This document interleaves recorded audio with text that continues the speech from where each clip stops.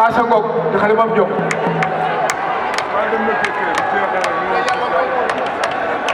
Yessa ci ginnaawam Peter Blanc Yessa ci ginnaawam kii moom commandant xale Mame Diop waaw kooku Bébé Imo bu Songane Gueye moom ngeen di am noonu waaw l'adversaire de Valbo moom ngay am noonu Bébé Imo waaw bu defee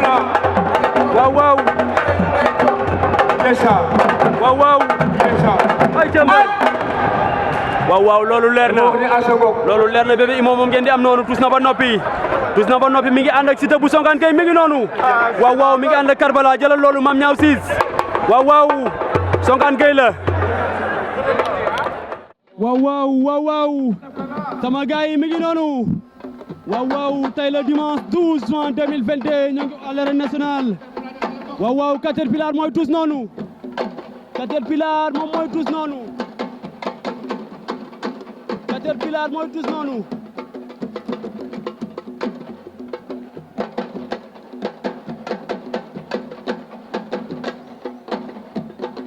Caterpillar mooy tous noonu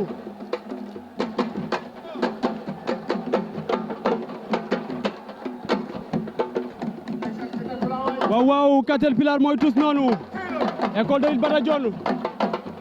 waa école de lutte Bada Dione ñoom ñooy tous noonu maa ngi seen Roubé waaw maa ngi seen aussi Bébé Dégol laay seen noonu Roubé moom ngeen di am noonu waaw ay jàmbar waaw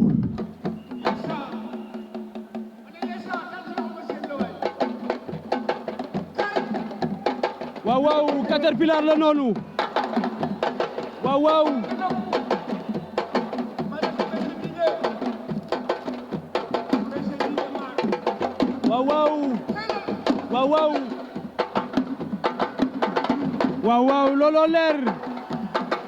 looloo leer Caterpillar moom ngeen di am noonu ay jàmbar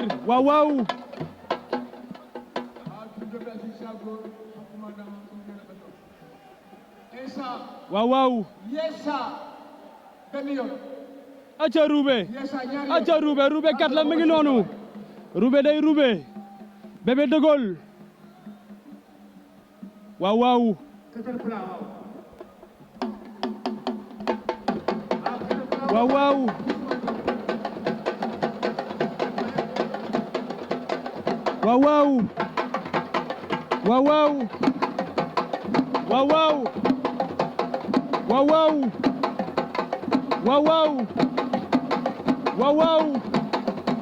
aja Roubé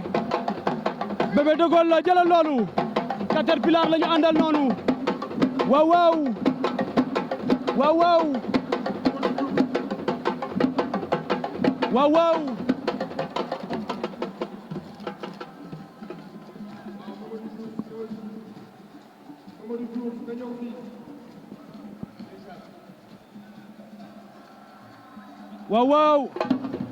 waaw ay jàmbar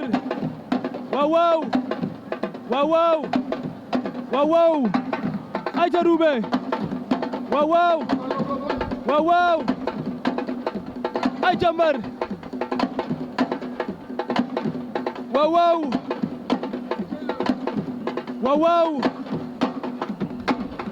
ay jàmbar Caterpillar moom ngay am noonu Caterpillar ngay am noonu waaw bu ñu jógee ci Caterpillar Yessa moo war a tuus Yessa moo war a tuus après écurie Xam Sa Cosaan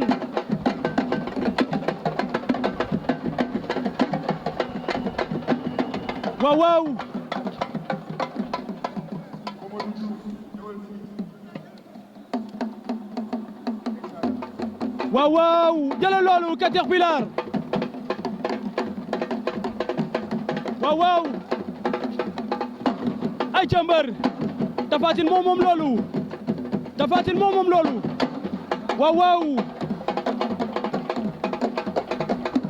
waaw ay jàmbar jëlal Roubé ci wet gi Bébé Dégol ngay am noonu Bébé Dégol ngay am noonu jël ko nee na waaw waaw aca Roubé kat la del Roubé rek jàppee ko noonu rek ko koy Bébé Dégol ça c'est mon petit frère aca mbër waaw waaw waaw waaw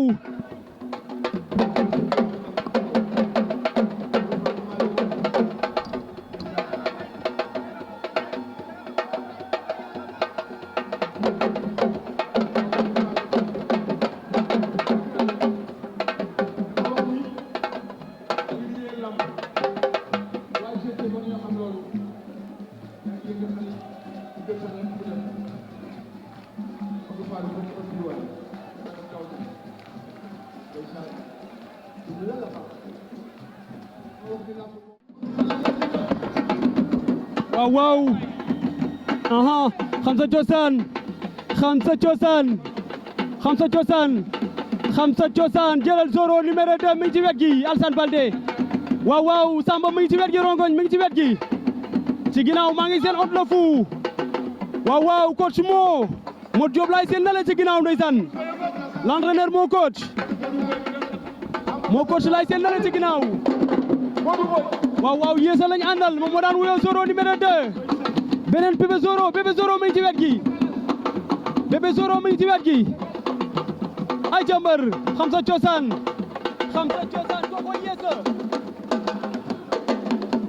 koko yéesa yéesa waaw waaw écurie xam sa cosaan Pikine ginnaaw raay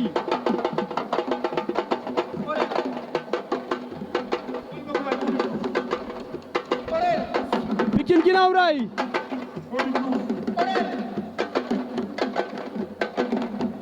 waaw waaw Bébé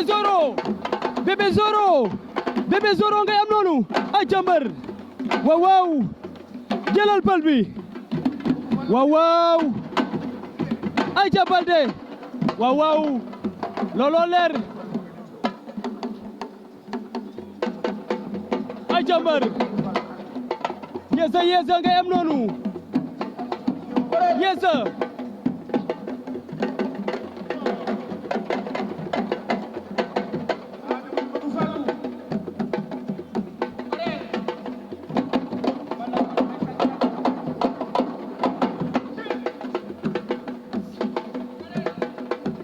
waaw waaw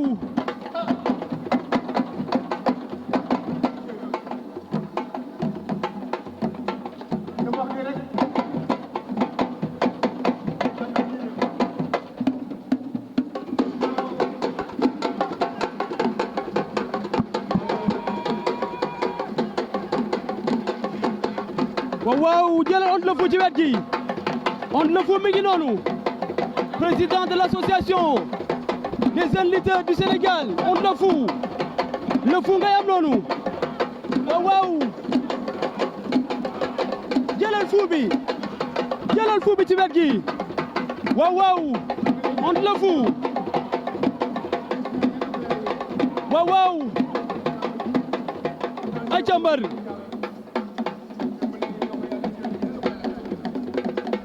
waaw waaw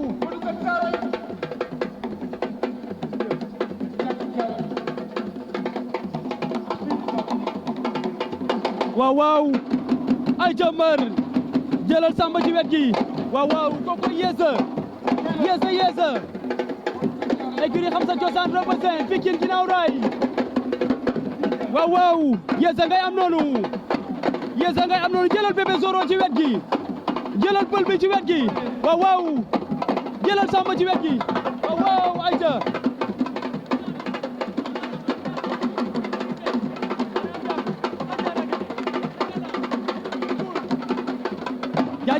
jaajëf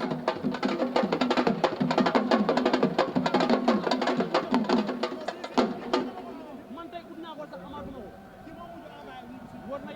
yàlla man mi di wax ak yow instant bi ni programme bi foog ma lijjanti ko ci gars yi mais yàlla na jàmm yàgg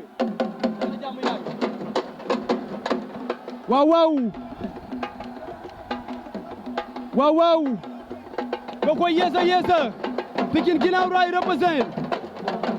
Pikine ginnaaw raay écurie xam sa cosaan represent mi ngi noonu yéesa ngay am noonu waaw waaw waaw ay jàmbar waaw waaw xam sa cosaan waaw waaw mat na tuus bi mat na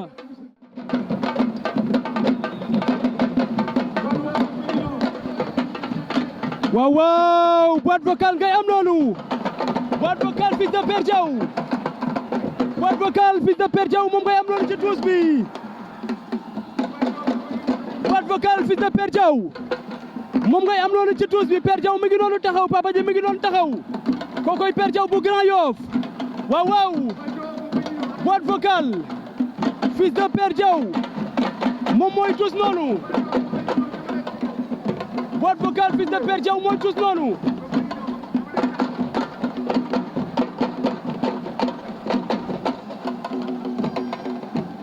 waaw waaw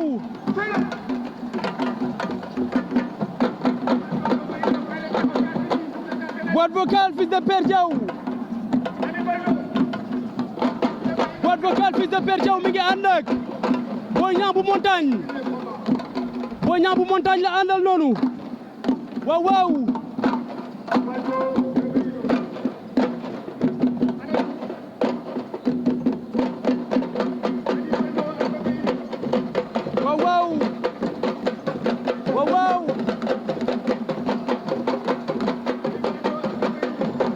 boîte vocale Fils de Père Diaw moom ngay am noonu ci tuus bi boîte vocale ngay am noonu waaw waaw mi ngi ànd ak Boy Niang bu montagne ndeysaan école de li Père Diaw mi ngi noonu taxaw Papa Ji moo taxaw noonu ndeysaan sol chemise bi c'est le père biologique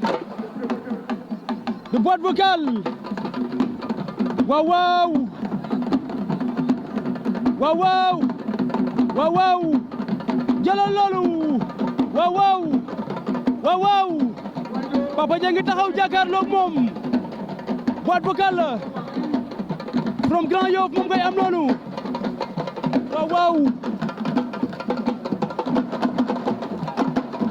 waaw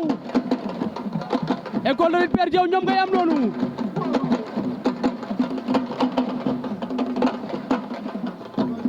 waaw ay jàmbar waaw jël ko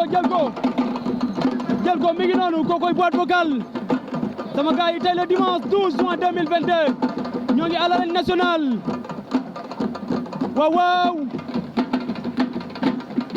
aha waaw looloo leer mi ngi noonu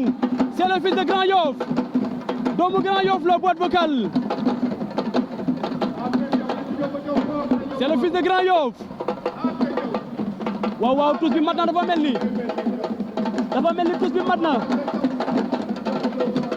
mel ni tuus bi mat na waaw jëlal loolu waaw looloo leer tuus bi mat na boîte vocale tuus na ba noppi boîte vocale école de lutte Père Diaw mi ngi noonu tuus na ba noppi waaw mi ngi noonu tuus na ba pare boîte vocale Fils de Père Diaw waaw kookoy le Fils de Père Diaw ndeysaan Père Diaw mi ngi noonu moom ngeen di am noonu kookoy Papa Ji ndeysaan moom mooy entraîneur école de lutte Père Diaw waaw yàlla sa jàmm yàgg waaw ndeysaan jël ko mi ngi noonu waaw liggéeyu ndey doom looloy refrain bi boîte vocale Fils de Père Diaw waaw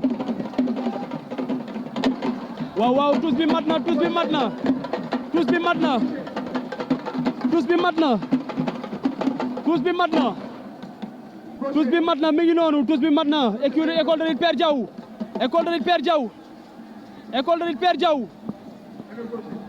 Père Diaw la ñu ngi noonu tuus na ba noppi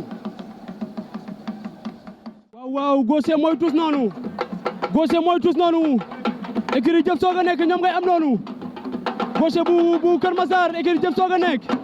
mi ngi ànd ak Valérie Valkara mi ngi ànd ak Pël bu Daaru mi ngi ànd ak ci ginnaaw Taw Anta mi ngi ànd ak Taw Anta ci ginnaaw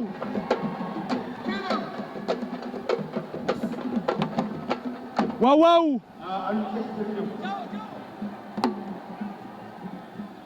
waaw waaw tous na ba noppi waaw tous na ba noppi Gaucher mi ngi noonu Gaucher bu jëf soog a nekk tous na ba noppi Gaucher bu jëf soog a nekk tous na ba noppi waaw tous na ba pare Gaucher mi ngi noonu tous na ba pare waaw sama gars yi premier combat de la soirée diggante Bébé Imo ak Valbo waaw Bébé Imo bu Songane Gueye moo war a bëreeg Valbo bu école de lutte Cheikh Mbaba Valbo bu Cheikh Mbaba moom ngay am noonu Baye Bada Soug mi ngi noonu moo ko toogal 16 Bada Soug mi ngi wax ak kii di Valbo Père Bada Soug mi ngi wax ak Valbo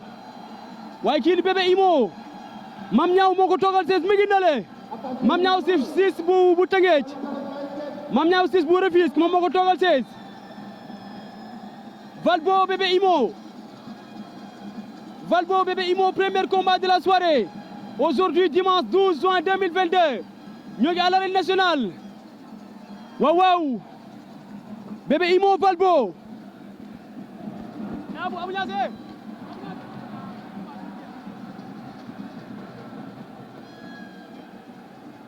waaw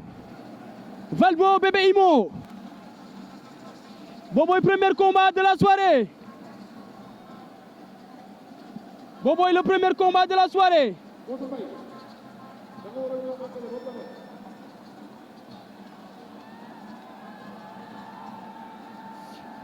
Valbo Bébé Imo premier combat de la soirée sama gars yi mi ngi noonu ci biir géew bi Bébé Imo face à Valbo aujourd'hui dimanche 12 juin 2022 waaw arbitre bi sifflé na génn seen diggante Bébé Imo reculé na mi ngi génn géew bi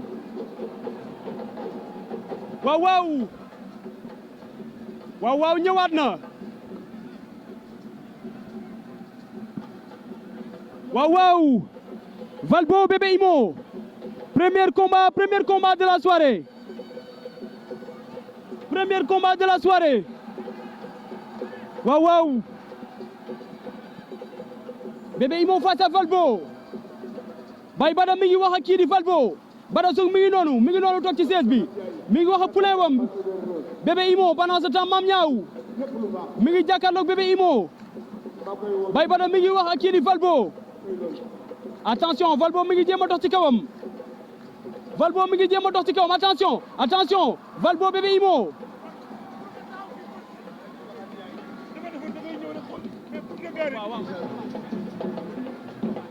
waaw roofoo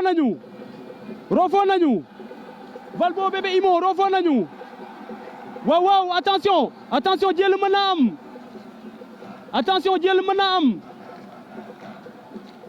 Bébé Imo face à Valbo booboy premier combat de la soirée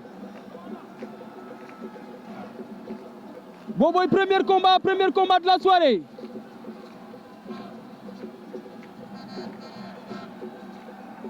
Valbo face à Bébé Imo premier combat de la soirée mi ngi noonu ci biir géew bi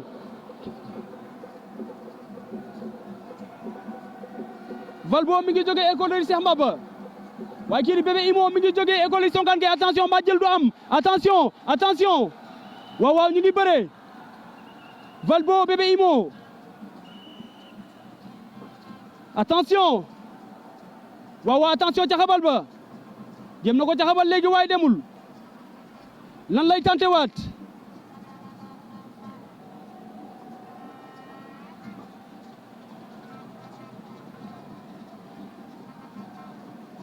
Valbo face à Bébé Imo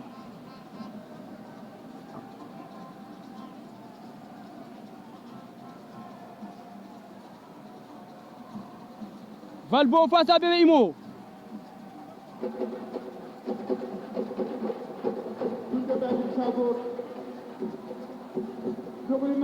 Valbo Bébé Imo attention caxabal ba attention waaw dem nañ ci suuf jël am na arbitre yi arrêté nañ combat bi lu xew Valbo Bébé Imo lan moo xew Bébé Imo daw na woote waat nañu woote waat nañu daw na waaye day ñëwaat Bébé Imo dem na bu moytuwul dañ koy disqualifié Bébé Imo daw na woowaat nañ ko buñ ko woowaat ko ñëwul dañ koy disqualifié jox ndam li adversaire am waaw woowaat nañ ko Bébé Imo na ñëwaat Bébé Imo na ñëwaat Valbon mi ngi ci biir géew bi woowaat nañ ko woowaat nañu kii di Bébé Imo dafay bërewaat dafa war a bërewaat Bébé Imo daw na jubilé waaye foog mu bërewaat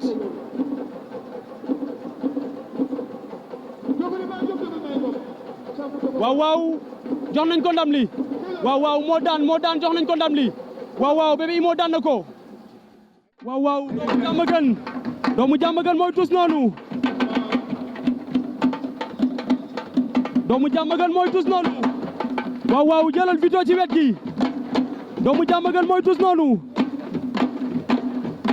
waaw Abou Niasse numéro 2 jëlal Souleye Gaynde numéro 2 Souleye Gaynde numéro 2 mi ngi ànd ak mag ji ndeysaan ñoom ñaar ñoo bokk ndey ak baay jëlal loolu doomu Diamaguène Souleye Gaynde numéro 2 Abou Niasse numéro 2 mi ci ginnaaw Abou Niasse numéro 2 Boy Susu doomu ndey doomu Diamaguène ndeysaan foo seen doomu Diamaguène gis Abou Niasse numéro 2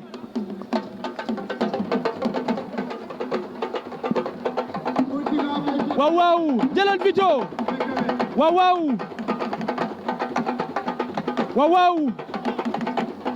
Diamaguène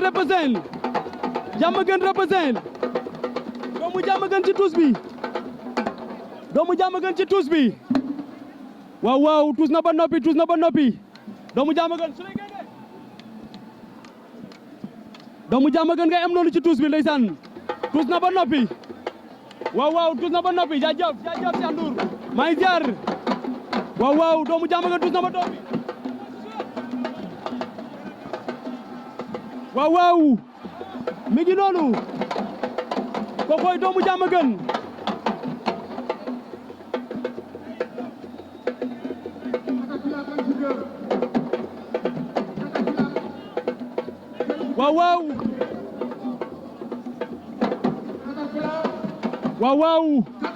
waaw tuus na ba noppi jaajëf coach jaajëf man waaw Ameth Ndiaye mi ngi noonu Ameth Ndiaye moom ngeen di am noonu mag la ci doomu Diamaguène kokoy grand frère bi ndeysaan kokoy Ameth Ndiaye ndeysaan mi ngi noonu Diamaguène represent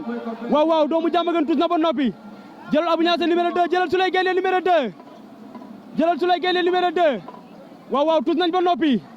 waaw waa Diamaguène ñoom ngay am noonu tuus nañ ba noppi tuus nañ ba pare jëlal loolu kokoy fils de Sadio l'adversaire de Sa Thiès bu Caaroy ndigal fils de Sadio mi ngi noonu waaw écurie Tay Shinga mi ngi ànd ak Farouz mi ngi ànd ak ndeysaan Boy Njambur mi ngi noonu la Njambur sa Njambur ngay am noonu fils de Sadio mi ngi taxaw mi ngi ànd ak Zalo numéro 2 bu Pikine ginnaaw raay Zalo numéro 2 bu écurie Pikine ginnaaw raay fils de Sadio mi ngi noonu tous écurie Tay Shinga fils de Sadio moom ngeen di am noonu ci tous bi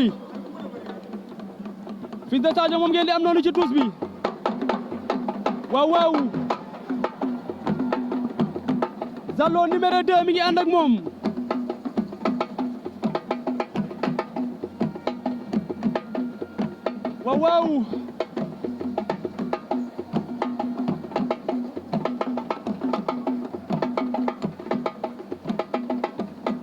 waaw aja écurie Tay Shinga Farouz mi ngi ci ginnaaw waaw écurie Tay Shinga Pikine ginnaaw raay represent waaw bako fils de Sadio ngay am noonu waaw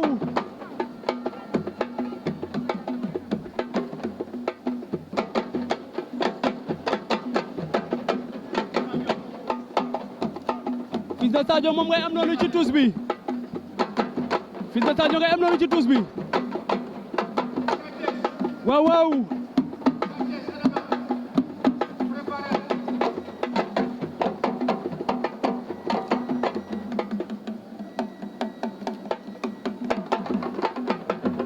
ayca Fils de Sadio ayca Fils de Sadio le digne héritier de Sadio Ndiaye moom ngay am noonu le digne héritier de Sadio Ndiaye ngay am noonu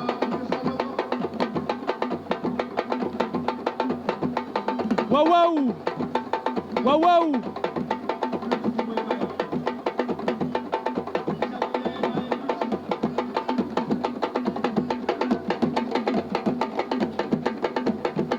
waaw waaw jël ko jël ko jël ko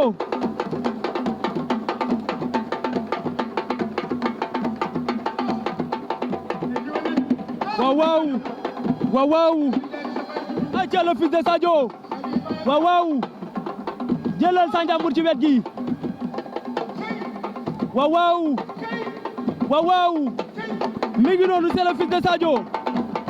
c'est le Fils de Sadio Ndiaye pensionnaire de l'écurie Tay Shinger Zallo ci ginnaaw Zallo numéro 2 ci ginnaaw Sa Ndiambour moo aligné ak moom Farouz ci ginnaaw Farouz ci ginnaaw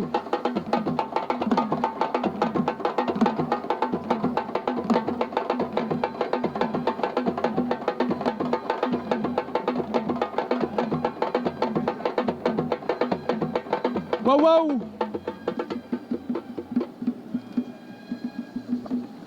dama ni Sadio Ndiaye la bàyyi kunu rek xam na sa bàyyi sa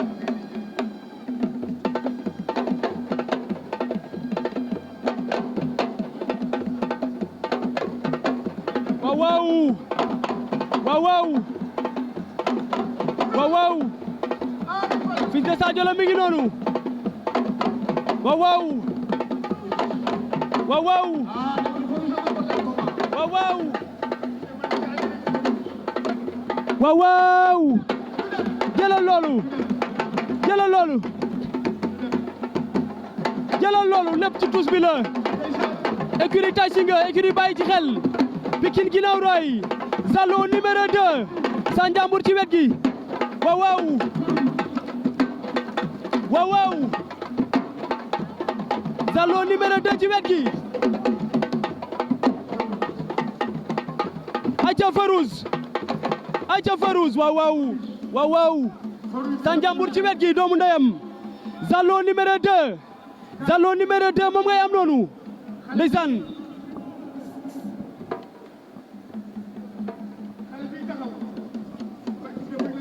waaw waaw jëlal Sa Ndiambour bu Pikine ginnaaw raay waaw waaw ayca Ambroise mooy waaja tus noonu waaw waaw Sadio avec Sadio waaw waaw waaw waaw waaw waaw loolu Papa Dieng ko moom loolu Sadio Ndiaye moo ko moom loolu Papa Dieng ko moom Fils de Sadio jël na baaku papam waaw waaw Sadio avec Sadio waaw waaw waaw waaw waaw waaw ay càmbar tous bi mat na waaw waaw waaw waaw deuxième combat de la soirée mesdames et messieurs mi ngi noonu ci biir géew bi diggante Caterpillar la ak kii di Quench numéro 2 waaw waaw Caterpillar Quench numéro 2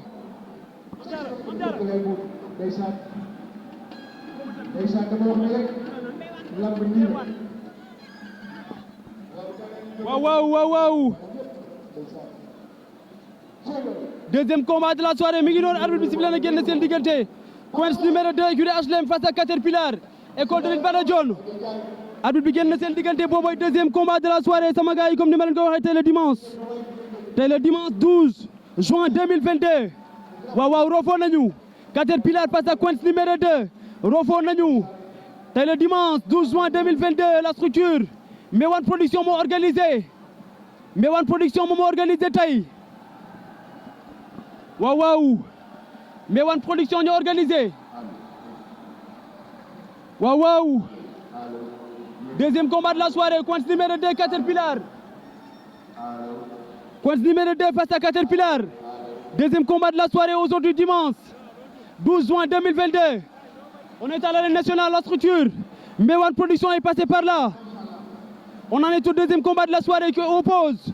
coince numéro 2 de l'écurie HLM face à qui? Face à Caterpillar de l'école de lutte Bada Dione. waaw waaw waa école de Bada Dione aussi tey ñu leen di jaale Moussa Gouye Gui seen poulain bi génn àdduna tey ñu naan ko Moussa Gouye Gui un jeune espoir nekkoon ci yoonam ndeysaan tey la génn àdduna ñu ngi koy jaale bool yëpp. Pendant ce temps ñu ngi ci deuxième combat bi Caterpillar écurie Bawal écurie école de Bada Dione autant pour moi coince numéro 2 arbitre bi arrêté na combat bi arbitre bi arrêté na combat bi arbitre bi arrêté na combat bi waaw waaw arrêté na combat bi waaw mi ngi noonu sama waa ji kii di Caterpillar moom moo dem ci médecin bi Caterpillar mi ngi noonu moom moo blessé mi ngi noonu jëm ci médecin bi pendant ce temps coince numéro 2 dem na ci coach am coince numéro 2 dem na ci entraîneur am waaw jëlal loolu deuxième combat de la soirée coince numéro 2 Caterpillar face à coince numéro 2 waaw arbitre bi sifflé na génn na seen diggante coince numéro 2 face à Caterpillar attention coince numéro 2 Caterpillar coince numéro 2 face à Caterpillar attention mi ngi koy jéem a mboot non baaxul de mbot mi demul mbot mi ñorul sama waa ji waaw Caterpillar face à coince numéro 2 écurie HLM Caterpillar école de lutte Bada Dione waaw booboy deuxième combat de la soirée waaw dem nañ ci suuf jogaat nañu attention mi ngi koy chargé daan na ko coince numéro 2 daan na ko coince numéro 2 daan na Caterpillar coince numéro 2 daan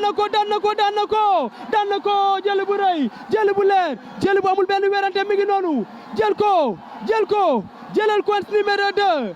coince numéro 2 mi ngi noonu wane na boppam def na maninam bëre na bëre bi daan na ko jël bu rëy jël bu leer jël bu amul benn werante coince numéro 2 daan na Caterpillar coince numéro 2 daan na ko jël bu rëy daan na ko jël bu leer daan na ko jël bu amul benn werante waaw sama gars yi boobu nekkoon deuxième combat de la soirée deuxième vainqueur de la soirée coince numéro 2 écurie HLM daan na Caterpillar école de lutte Bada Dione waaw arbitre bi sifflé na génn na seen diggante un Giga Boy Cap Vert attention ñu ngi xeex un Giga face à Boy Cap Vert attention waaw Boy Cap Vert face à un Giga attention un Giga daan na ko un Giga daan na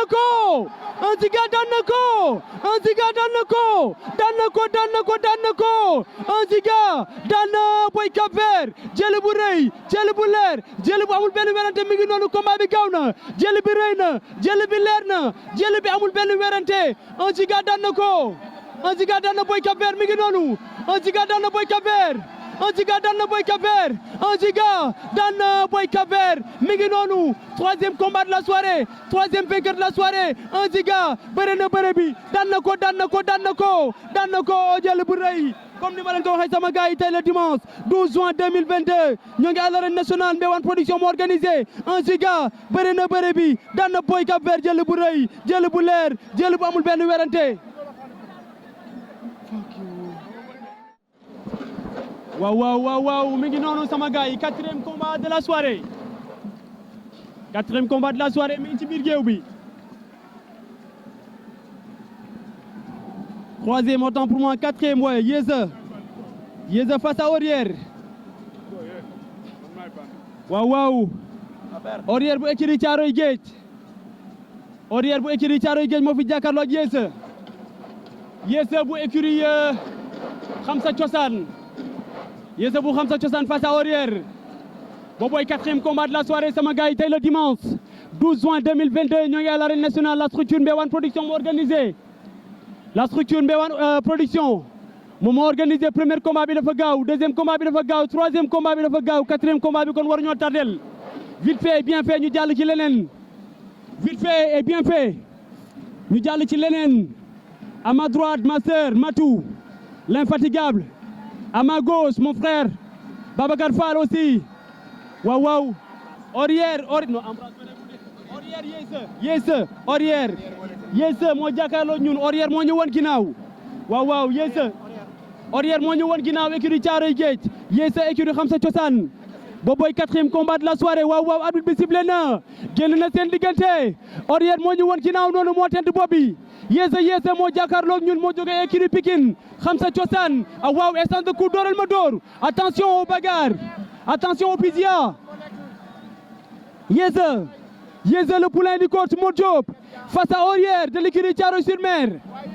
C'est le quatrième combat de la soirée qui oppose l'écurie Khamsa Thiossane à l'écurie Thiaroye-sur-Mer. Aujourd'hui, dimanche 12 juin 2022, on est à l'arène nationale Yeysa Orière. Yeysa Orière. Waaw Orière moo tent bopp bi. Orière moo tent bopp bi. Yeysa moo jàkkaarloo ñun. Waaw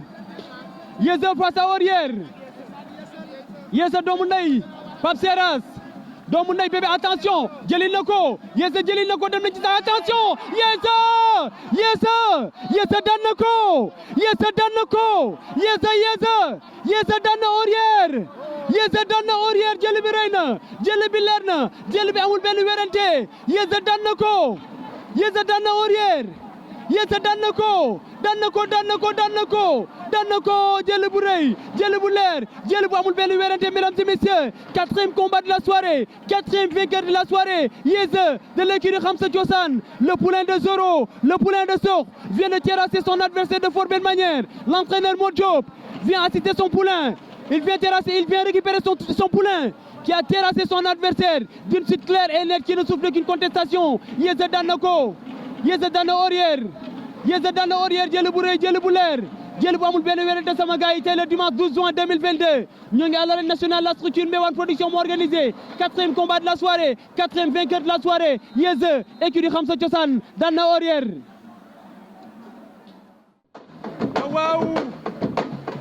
waaw tuuti Fourrière la mi ngi noonu Fourrière nga yem noonu moo war a bëre grand combat bi Fourrière bu Grand Yoff nga yem noonu waaw Grand Yoff reposé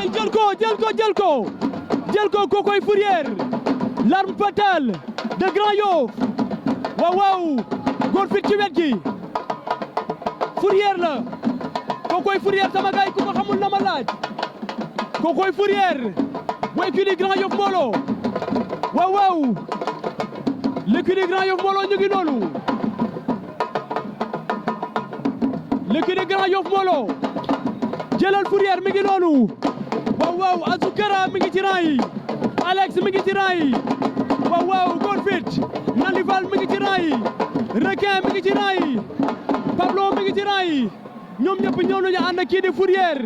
dal seen kaw aussi mi ngi ci rang yi maa ngi koy seen waaw Fourrière l'adversaire de année bu Ngéwal sama gars yi tey le dimanche 12 juin 2022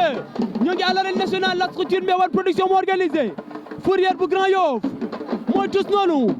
waaw jël ko l'enfant de Grand Yoff ngay am noonu waaw aja Fourrière talibé Bamba ngay am noonu jël ko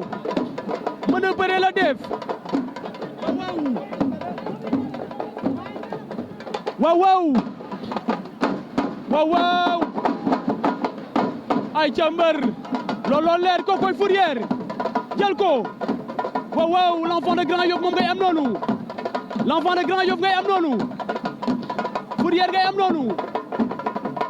waaw jëlal loolu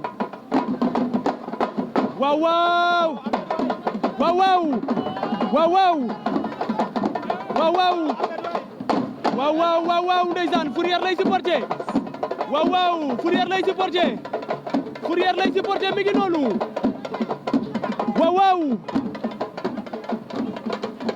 waaw ay jàmbar waaw l'écurie Grand Yoff presque au complet l'écurie Grand Yoff Molo presque au complet jëlal Fourrière mi ngi noonu l'ami fatal de Grand Yoff le poulain de Zarko moom ngay am noonu le poulain de Nandi Fall Nandi mi ngi ci rang yi Nandi ñëw na assisté poulain wam waaw góor fi ci rang yi papi général numéro 2 ci rang yi Caatu Xar Yàlla maa ngi seen aussi Caatu Xar Yàlla ci rang yi coach Mor coach mi ngi noonu Mor l'entraîneur principal de l'écurie Grand Yoff Molo mi ngi noonu waaw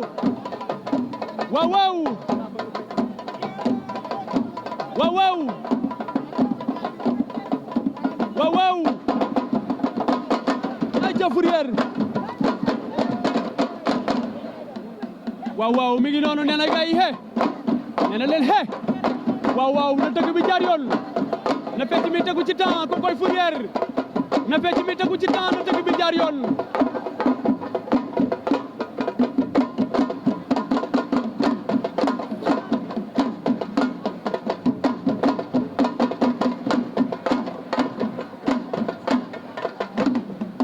waaw ay ca Fourrière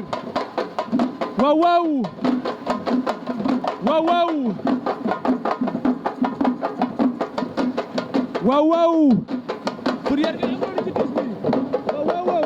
ay ca mbër waaw Nandi Fall ci rang yi Alex mi ngi ci rang yi Pablo mi ngi ci rang yi Azoukara ci rang yi aussi waaw góor fit mi ngi ci rang yi papi général numéro 2 requin mi ngi ci rang yi dal seen kaw aussi maa ngi koy seen ci rang yi waaw coach Mor mi ngi taxaw Mor coach bokkul ak moo coach écurie xam sa cosaan Pikine ki mooy Mor coach écurie Grand Yoff Molo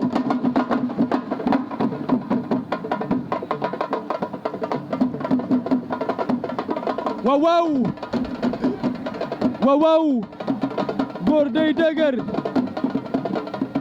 góor day dëgër loolay refrain bi waaw góor day dëgër waaw ay cambar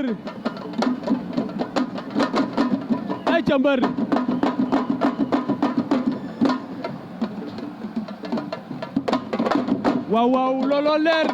Fourrière la mi ngi noonu waaw ku mu jàpp yóbbu la Fourrière l'adversaire de Adama Ngéwal moom ngay am noonu Fourrière bu Grand Yoff l'adversaire jëlal Azoukara ñëw na waaw Azoukara ñëw na waaw kokoy Azoukara l'adversaire de Thiatou Mbeubeus waaw aca dof du wër waaw kokoy góor fit doomu ndey Babacar Manuel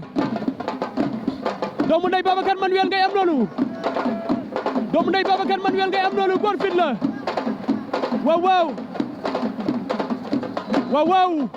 waaw ay cambar kokoy góor fit waaw ay cambar Fourrière ñëw na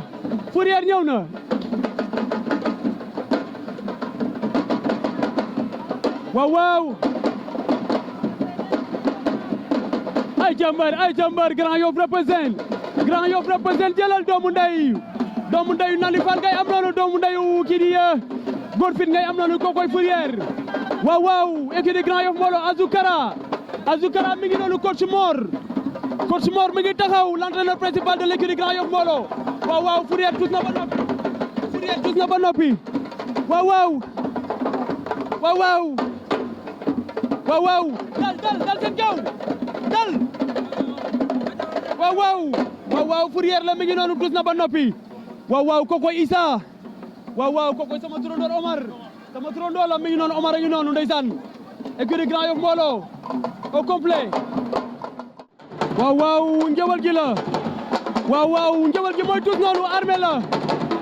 armée bu njëwal mooy tus noonu jëlal maam ñaaw ci wet gi son manager son mentor Dabdane son mentor moom ngay am noonu armée bu njëwal mooy tus noonu armée bu njëwal mooy tus noonu waaw waaw njëwal gi mooy tus noonu waaw waaw waa jam ñaajo ñoom ngay am noonu jëlal Caatu Waalo coach mi ngi noonu coach Caatu Waalo moom ngay am noonu ay ca njëwal gi waaw waaw cerufu waaw waaw jëlal supporter yi jëlal supporter armée bu njëwal jam ñaajo represent waaw waaw ay ca njëwal gi waaw waaw kooku armée bu njëwal la mi ngi noonu ci tous bi sama gars yi tey le dimanche 12 juin 2022 ñoo ngi à l'arène nationale la structure Mbewal production moo organisé armée bu njëwal moo war a bëre tey premier grand combat ci carrière am waaw premier grand combat ci carrière am waaw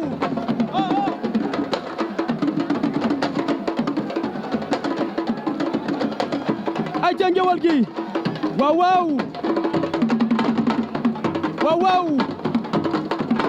waa jam ñaajo ñoom ngay am noonu waa jam ñaajo ñoom ngay am noonu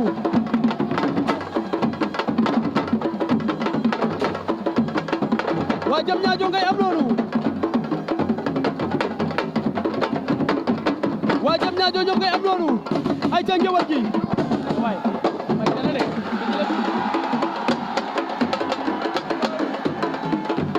waaw jëlal loolu jëlal njëwal gi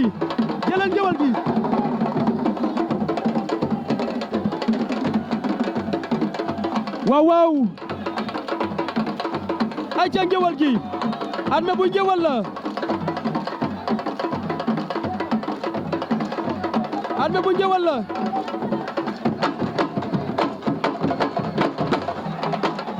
waaw ay ca njëwal gi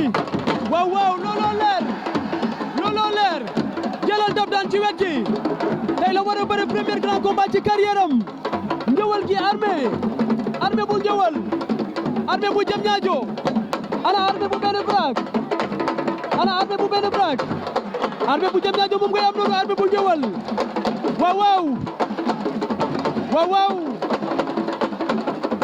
waaw mi ngi noonu waaw ay jàmbar waaw jaar na yoon waaw dëgg bi tegu na ci temps waaye pecc mi jaar na yoon waaw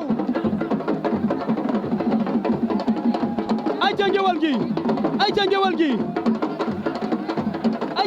gi waaw Brise de Mer a ngi noonu waaw ay jàmbar waaw jam ñaajo yëngu na njëwal yëngu na armée bu njëwal yëngal na mi ngi noonu doomu nay Dabdane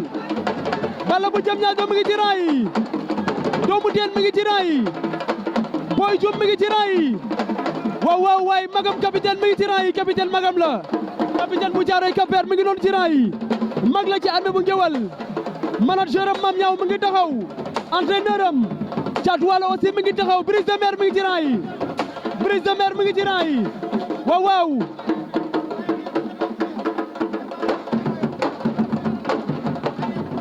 waaw ay jàmbar waaw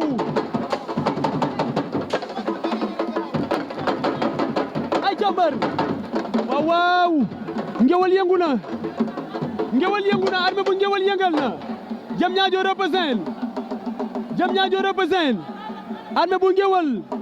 l'espoir de Diamniadio mi ngi noonu waaw waaw moo war a bëre tey grand combat bi tey le dimanche 12 juin 2022 ñu ngi à l'arène nationale la structure Mbéwane production moo organisé Armé bu Ngéwal l'adversaire de Fourrière moom mooy am noonu ci tuus bi waaw waaw waaw waaw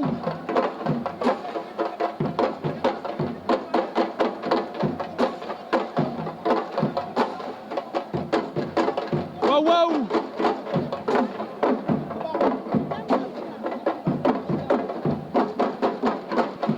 waaw waaw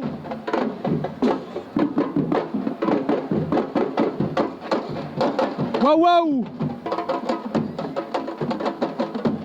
derby Diamniadio Grand Yoff ndam li fu mu jëm sama gaay ndam li fu mu jëm Grand Yoff wala Diamniadio Grand Yoff wala Diamniadio ndam li fu mu jëm waaw waaw ndam li fu mu jëm Grand Yoff wala Diamniadio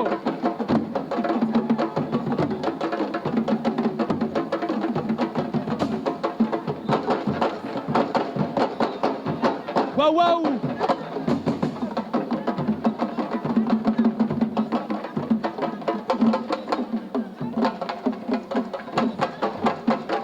waaw waaw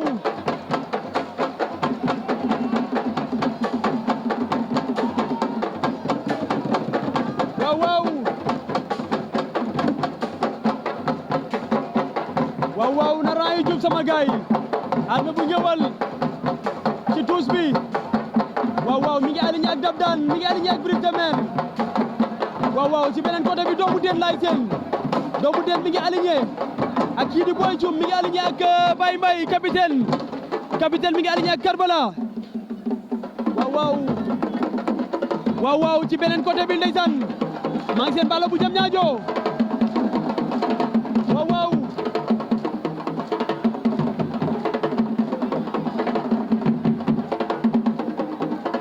waaw waaw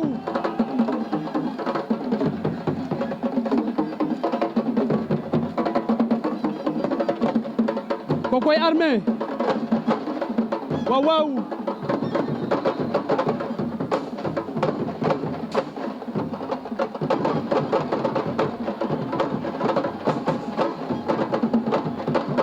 waaw waaw waaw Ngéwal yëngu na Ngéwal yëngu na waaw waaw jëlal loolu Armé bu Ngéwal yëngal na stade bi Armé bu Ngéwal yëngal na stade bi Armé bu Ngéwal yëngal na stade bi mi ngi noonu l'enfant de Diamniadio mi ngi noonu yëngal na stade bi waaw waaw tus na lu rëy tus na lu rëy waaw waaw tus na lu rëy tus na lu rëy Armé bu Ngéwal jëlal loolu waaw waaw waaw waaw looloo leer jëlal doomu den jëlal doomu den jëlal doomu den jëlal doomu den waaw waaw waaw waaw waa Diamniadio ngay am noonu waa Diamniadio ngay am noonu waaw waaw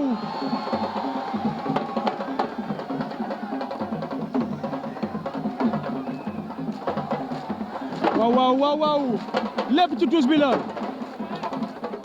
waaw waaw waaw waaw waaw waaw diggante Ambroise la Ambroise ak Reenu Guy Ambroise Reenu Guy waaw waaw Ambroise moo ñu won ginnaaw noonu Reenu Guy moom moo jàkkaarloog ñun Reenu Guy bu écurie Guédiawaye mbooloo Ambroise bu écurie Pikine Tefes gi waaw waaw Ambroise moo ñu won ginnaaw noonu mi ngi jàkkaarloog Reenu Guy mi ngi jàkkaarloog Reenu Guy yàggatul léegi bi ci la génn seen diggante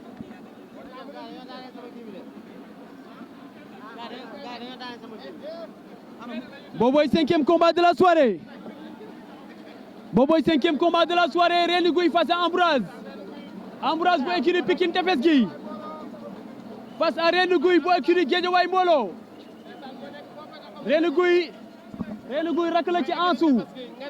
Reenu Guy rakk la ci Boy Socé ba woon école de lutte Balla Gaye. bu Balla Gaye Boy Socé. Reenu Guy rakkam la. rakkam moom ngay gis noonu. moom moo jàkkaarloo ak Ambroise. Ambroise di poulain ci kii di Tigo. waaw ndeysaan noonu la fa demee coach Dora mi ngi taxaw noonu taxaw jàkkaarloo ak poulain wam Reenu Guy waaye pendant ce temps Cheikh Ndour mi ngi nale Cheikh Ndour bu écurie Pikine Tefes gi aussi mi ngi nale jàkkaarloo ak poulain wam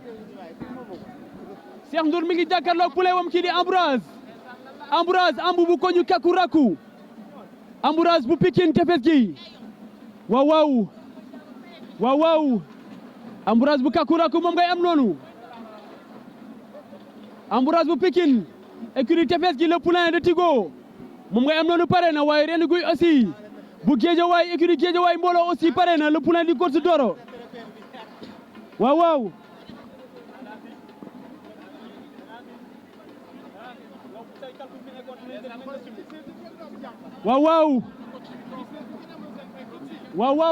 entraîneurs yi ils méritent le respect les entraîneurs ils méritent le respect waaw yàggatul coach Doro lay waxal monsieur l'arbitre coach Doro lay waxal nee na ko na toog coach Doro lay waxal waaw mi ngi noonu arbitre bi sifflé na génn na seen diggante tey le dimanche 12 juin 2021 ñu ngi à l'arène nationale la structure Mbewal production moo organisé Ambroise bu Kakuraku écurie Tefes gi moo fi jàkkaarloo ak kii di Reenu Guy bu écurie Guédiawaye Mbolo booboy 5e combat de la soirée Ambroise bu Kakuraku face à Reenu Guy waaw Ambroise a ngi noonu waaw Ambroise Reenu Guy waaw Reenu Guy rakk la ci Socé ba woon école de Balla Gaye waaw combat bi dem na Ambroise bu Kakuraku moom ngay am noonu mi ngi jàkkaarloog Reenu Guy boobooy 5e combat de la soirée comme ni ma leen ko waxee sama gars yi tey le dimanche 12 juin 2022 ñoo ngi à l'arène nationale la structure Mbewal production moo organisé grand combat bi armée bu Ngéwal moo war a jàkkaarloo ak Fourrière bu Grand Yoff armée bu Ngéwal bu Diamniadio moo war a jàkkaarloo ak Fourrière bu Grand Yoff waaw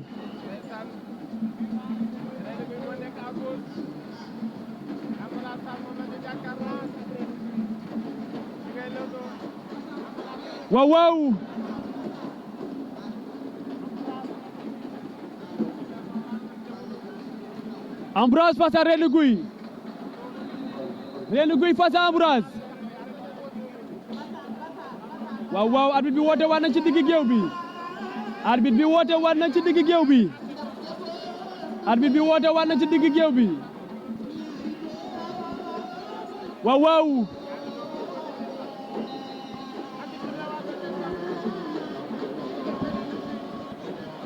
waaw jàmm ci yow kokoy Makan Ndiaye fils de Serigne Ndiaye à mes côtés waaw combat bi mi ngi ci Ambroise Reenu Guy ba léegi laalante wuñu de doorante wuñu roofoo wuñu dañoo joxante cër ñu ngi lewtoo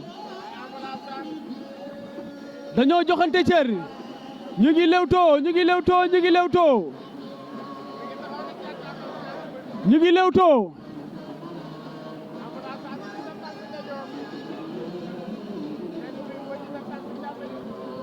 Ambroise face à Reenu Guy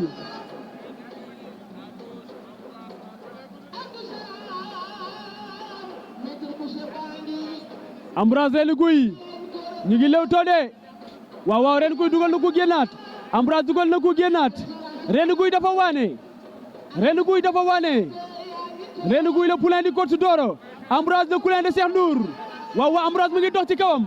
Ambroise mi ngi dox ci kawam bu demee la fay fekki waaw waaw essence de coup dooral ma door door mu daanu xëj na ci attention Ambroise Reenu Guy ñu ngi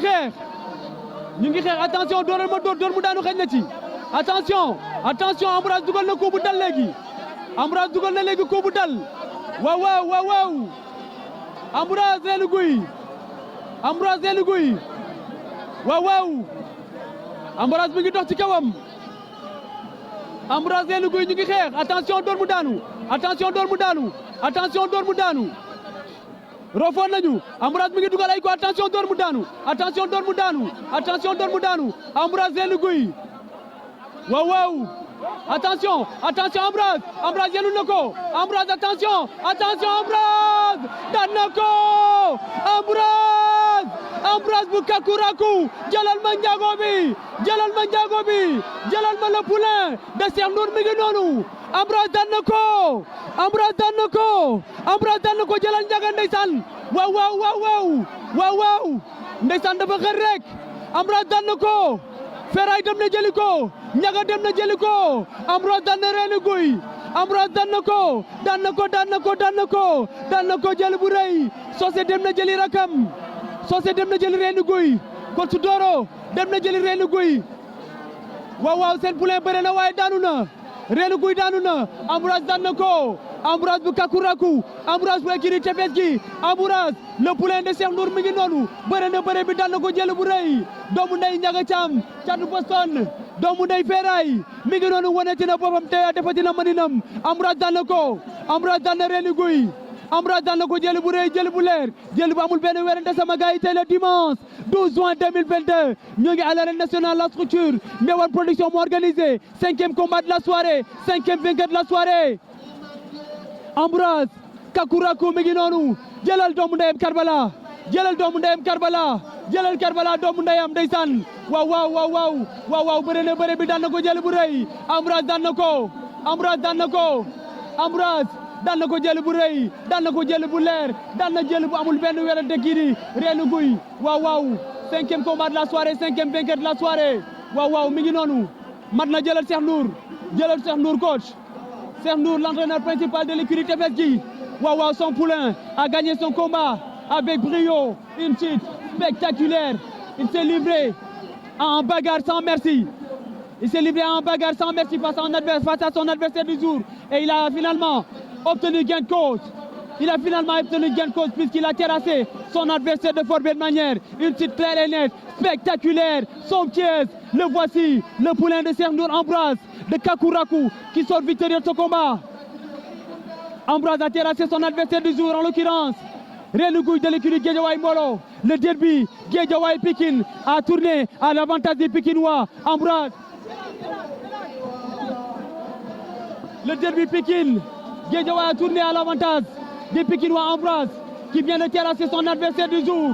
Ambroise a terrassé son adversaire du jour, en l'occurrence Reenu Guy, battu de fort belle manière par son adversaire du jour. Le pensionnaire de l'écurie Pikine Tefes gi Ambroise de Kakuraku Ambroise de l'écurie Tefes gi waaw mi ngi noonu sama gars yi booboo nekkoon 5e combat de la soirée 5e vainqueur de la soirée Ambroise bëre na bëre bi daan na jël bu rëy jël bu leer jël bu amul benn werante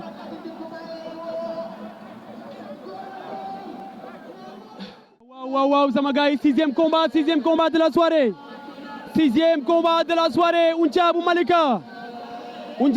moom ngay am noonu écurie Malika Mbolo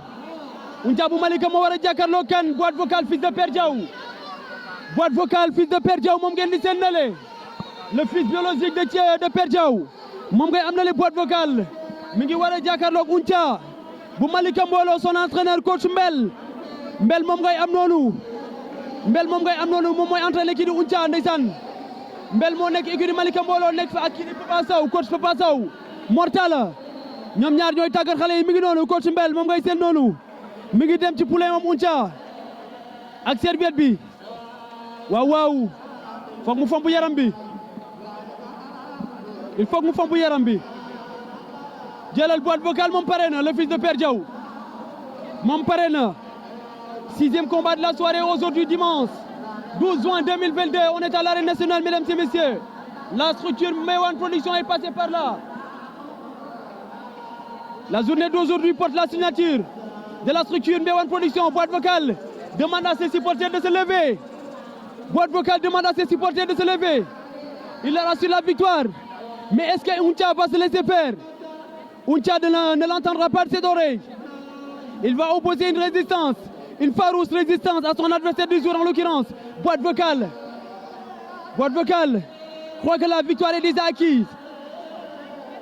Moi je dis que non. Ce ne sera pas aussi facile. Ce ne sera pas une mince affaire face à Ounthia.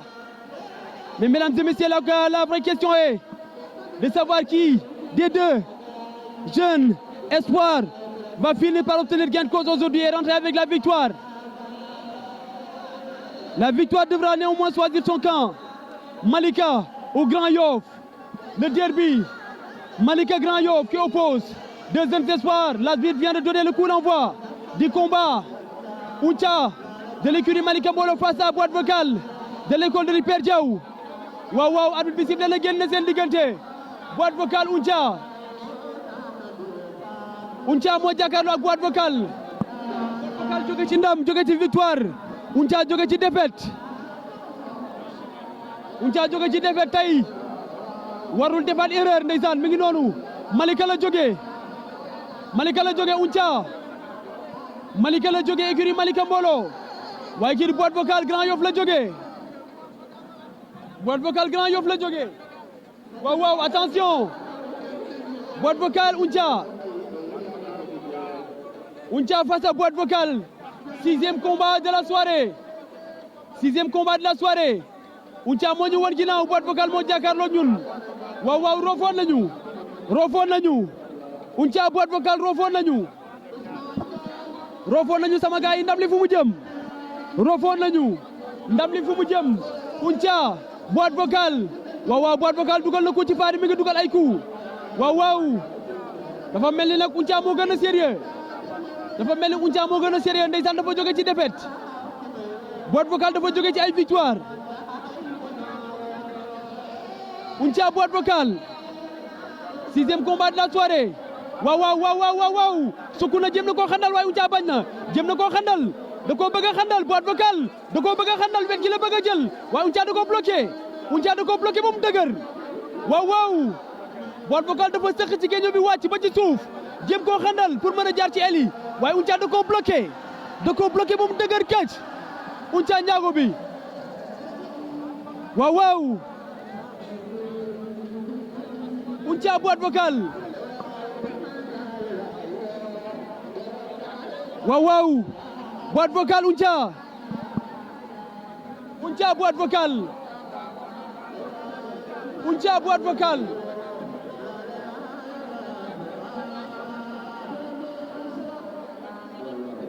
Ounthia Boîte vocale. waaw waaw. Boîte vocale am na ñaari ngemb. Ounthia benn loxo bi moo am ngemb. Ounthia Boîte vocale. Sixième combat de la soirée, mesdames et messieurs, aujourd'hui. Dimanche 12 juin, attention placage ba. placage ba wet gi la bëgg a jaar. Boîte vocale ci wet gi la bëgg a jaar ci aile yi. Boîte vocale ci flanc yi la bëgg a jaar. Boîte vocale ci flanc yi la bëgg a jaar. Boîte vocale ci flanc yi la bëgg a jaar waaye Ounthia da koy bloqué. waaw waaw. waaw waaw attention. Ounthia Boîte vocale. attention caxabal ba. attention Boîte vocale. Boîte vocale dafa waane. Boîte vocale dafa waane. waaw waaw. Boîte vocale wet gi ngay forcé. wet gi ngay forcé moytul mbot mi. wet gi ngay forcé ci wet gi lay jaar par force. ci flanc yi lay jaar par force non non Ounthia du cuune. Ounthia du la may loolu. Ounthia du cuune du la may loolu. waaye Boîte vocale wet gi la koy forcé. dafa bëgg a jaar ci flanc yi. waaye Ounthia du ngaaka Ounthia du cuune. waaw waaw. attention caxabal ba. waaw waaw waaw waaw xandal na ko. attention daan na ko daan na ko daan na ko. daan na ko daan na ko daan na ko. Boîte vocale daan na ko. Boîte vocale daan na ko. Boîte vocale daan na Ounthia nee na gars yi dal leen. Boîte vocale daan na Ounthia. Boîte vocale daan na Ounthia jël bu rëy daan na ko jël bu leer daan na ko jël bu amul benn werante mi ngi noonu dafa waane mi ngi noonu boîte vocale fils de Père Diaw bëre dina bëre bi daan na jël bu rëy daan na Ounthia boîte vocale daan na Ounthia jël bu rëy daan na ko jël bu leer daan na ko jël bu amul benn werante 6e combat 6e vainqueur de la soirée boîte vocale pensionnaire de l'école de lutte Père Diaw. L'école de lutte Père Diaw vient de sortir victorieux face à l'écurie Malika Mbolo. Boîte vocale, le voici. L'espoir de Grand Yoff qui vient de terrasser Ounthia d'une suite spectaculaire. Une victoire claire et nette. Un geste technique venu d'ailleurs. Le geste d'anthologie de boîte vocale pour terrasser son adversaire du jour. Le geste d'anthologie pour terrasser Ounthia. Une suite claire et nette. Boîte vocale poursuit son ascension vers le sommet de l'arène. Il vient de terrasser son adversaire du jour en l'occurrence. Ounthia de l'écurie Malika Mbolo vient de courber les cils. Il s'est incliné. Il vient de s'incliner face à boîte vocale. Waaw jëli bi rëy na jëli bi leer na mi ngi noonu Papa Dieng ngi noonu kokoy Père Diaw père de boîte vocale mi ngi noonu bëre na bëre bi daan na ko jëli bu rëy boîte vocale daan na Ounthia daan na ko jëli bu rëy jëli bu leer jëli bu amul benn werante. Waaw 7e combat de la soirée mesdames et messieurs 7e combat de la soirée mi ngi noonu ci biir géew bi doomu Diamaguène face à Gaucher bu Kër Massar doomu Diamaguène face à Gaucher Boboy 7e combat de la soirée mi ngi noonu ci biir géew bi Gaucher Kër Massar écurie Diep Soga nekk doomu Diamaguène écurie Diamaguène Sicap Mbao arbitre bi sifflé na génn seen diggante comme ni ma leen ko waxee sama gars yi tey le dimanche 12 attention roofoon nañu lamb ji nar naa gaaw roofoon nañu mbot ma daan na ko doomu Diamaguène daan na ko jël bu rëy doomu Diamaguène daan na Gaucher doomu Diamaguène daan na Gaucher daan na ko jël bu rëy daan na ko jël bu leer daan na ko jël bu amul benn werante doomu Diamaguène daan na Gaucher comme ni ma leen ko waxee sama gars yi tey le dimanche 12 juin 2022 ñoo ngi à l'arène nationale la structure Mbéwane production moo organisé doomu Diamaguène daan na Gaucher ça fait 6 ans daanuwul 6 années daanuwul Gaucher 6 ans d'invincibilité 6 ans daanuwul daan nañ ko jël bu rëy am na lu ko bett gis nga am na lu ko bett mais nag lamb la 6 ans daanuwul 6 années daanuwul Gaucher mi ngi noonu waaw génne na sarax tey daanu na doomu Diamaguène daan na ko mi ngi noonu jëlal bandi bi jëlal ma bandi bi mi ngi noonu bandi Diamaguène bi jël ko jëlal bandi bi mi ngi noonu mara doomu Diamaguène vient de terrasser Gaucher de l'écurie Diep Soga nekk de Kër Massar il vient de terrasser son adversaire au bout d'un combat âprement disputé mais un combat rapide et clair un combat très rapide vite fait et bien fait doomu Diamaguène vient d'infliger une correction à Gaucher son adversaire du jour qui est resté invaincu pendant 6 ans il est resté invaincu mais aujourd'hui il s'est incliné face à doomu Diamaguène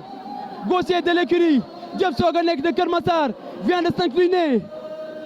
face à doomu Diamaguène une défaite amère une défaite très amère mais il faudra rentrer à la maison Gaucher qui a échoué aujourd'hui il a échoué face à son adversaire du jour il a administré un geste technique dont lui seul a le secret. Le voici le vainqueur doomu Diamaguène le fils de Diamaguène pensionnaire de l'écurie Diamaguène Sicap Mbao qui vient d'infliger une correction à son adversaire du jour Gaucher. Le voici doomu Diamaguène l'espoir de Diamaguène c'est l'un des meilleurs de sa génération il renoue avec le succès il poursuit son ascension vers le sommet de l'arène il compte un jour atteindre le sommet de l'arène doomu Diamaguène le voici doomu Diamaguène vainqueur de Gaucher Une victoire claire et nette. Une suite assez spectaculaire en geste technique, d'anthologie. Domou Diamaguène vient de terrasser gaucher. Elle poursuit son ascension aujourd'hui dimanche 12 juin 2022.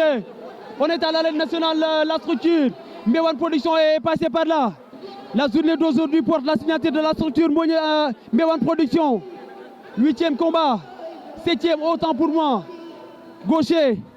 5 lignes aujourd'hui face à Domou Diamaguène. Une victoire claire et nette qui ne souffre d'aucune contestation. Sama gars yi loolu la woon. Gaucher daanu na tey taxaw na juróom-benn at daanuwul waaye Mara Domou Diamaguène daan na ko jël bu rëy jël bu leer jël bu amul benn werante. waaw arbitre bi sifflé na. Arbitre bi sifflé na génn na seen diggante combat spécial de la soirée. Combat spécial de la soirée aujourd'hui dimanche. Aujourd'hui dimanche 12 juin 2022. On est à l'arène nationale, la structure Mbéwane Production est passée par là aujourd'hui. Mbéwane Production m'a organisé. Combat spécial de la soirée. Sa Thiès pour écurie Thiaroye Ndigal face à Fils de Sadio. Fils de Sadio face à Sa Thiès. waaw booboy combat spécial bi. Fils de Sadio ndeysaan coach Naar moo ko togal 16. Naar moo ko togal 16 kii di Fils de Sadio. waaye Sa Thiès mi ngi jógee écurie Thiaroye Ndigal Thiaroye Géej la. waaw Sa Thiès doomu ndey Boylo. Sa Thiès doomu ndey Saka Dior. Sa Thiès doomu ndey Boy Niang moom ngay seen noonu. Sa Thiès bu Thiaroye Ndigal écurie Thiaroye Ndigal. waaw Thiaroye écurie Thiaroye Ndigal fa la jógee. écurie Thiaroye Ndigal la nekk. Thiaroye Ndigal la nekk. mi ngi fa nekk ak ñoom Boylo. ñoom Saka Dior la fa nekkal. waaw Boylo Fils de Sadio. Sa Thiès jëli na ko daw na ak attention Sa Thiès attention jonglé na ko Sa Thiès attention daw na ak moom kal na ko mot ma attention ñu ngi bëre Fils de Sadio Sa Thiès non bëre nañu Fils de Sadio dafa mën a bëre waaye Sa Thiès dafa graw. Sa Thiès fi mu ko àgg léegi ñaari action successivement kii di Fils de Sadio di si génne placage ba attention mbot ma waaw Sa Thiès da koo xaw a ëpp relonge. Sa Thiès da koo sut relonge looloy avantage am ci combat bi waaye Fils de Sadio ndaanaan la. Fils de Sadio attention Sa Thiès saxabal ba attention Sa Thiès jonglé na ko daan na ko Sa Thiès daan na ko Sa Thiès bu écurie Thiaroye Ndigal daan na Fils de Sadio daan na ko jël bu rëy daan na ko jël bu leer daan na ko jël bu amul benn werante mi ngi noonu Sa Thiès doomu ndey Boylo. Sa Thiès daan na Fils de Sadio. Sa Thiès daan na ko jël bu rëy jël bu leer jël bu amul benn werante mi ngi noonu supporter yi lay tàllal loxo. Sa Thiès daan na ko Sa Thiès daan na ko jël bu rëy jël bu leer jël bu amul benn werante Sa Thiès daan na ko. Sa Thiès daan na Fils de Sadio. Sa Thiès daan na Fils de Sadio. Sa Thiès daan na Fils de Sadio. Sa Thiès daan na Fils de Sadio jël bu rëy jël bu leer jël bu amul benn werante boobu nekkoon combat spécial de la soirée sama gars yi tey le dimanche 12 juin 2022 ñu ngi à l'arène nationale la structure Mbéwane Production moo organisé combat spécial de la soirée. Sa Thiès écurie Thiaroye Ndigal daan na Fils de Sadio jël bu rëy jël bu leer jël bu amul benn werante. waaw grand combat dernier combat de la soirée mesdames et messieurs mi ngi noonu ci biir géew bi comme ni ma leen ko waxee tey le dimanche 12 juin 2022 ñoo ngi à l'arène nationale la structure Mbéwane Production moo organisé. waaw armée bu Ngéwal bu Diamniadio moo ñu woon ginnaaw Fourrière bu Grand Yoff écurie Grand Yoff mbooloo aussi mi ngi daw Fourrière ngeen di seen nale armée bu Ngéwal mi ngi taxaw Ngéwal gi mi ngi taxaw woon ñu ginnaaw ndeysaan coach su Thiatou Walo mi ngi nale moom moo toogal 16 kii di armée bu Ngéwal waaye kii di Fourrière coach Mor Mor moo ko toogal 16 Fourrière Mor moo ko toogal 16 mi ngi noonu ñu ngi ci digg géew bi yàggatul léegi arbitre bi sifflé génn seen diggante Armée bu Ngéwal jóge ci victoire bu rëy digganteem ak Hercule bu Thionck-Essyl fii la woon à l'arène nationale Fourrière jóge ci défaite digganteem ak Baye Mandione Senior fii la woon à l'arène nationale waaw waaw kii dafa jóge ci défaite kii jóge ci victoire Fourrière bëggul dellu ci défaite Grand Yoff dañ koy yaakaar dafa mën a bëree Fourrière dafa mën a bëree lool moom moo tent boobu moo ñu woon ginnaaw noonu waaye Armée bu Ngéwal dafa xaw am retard ci lamb ji te instant bi nee na ma gis na yoon bi kon dafa pare pour dem ca kaw a kaw a kaw a kaw a kaw donc tey kan mooy xajal moroomam ñaari ndaanaan la ñu boole foog am ku xajal moroomam waaw waaw arbitre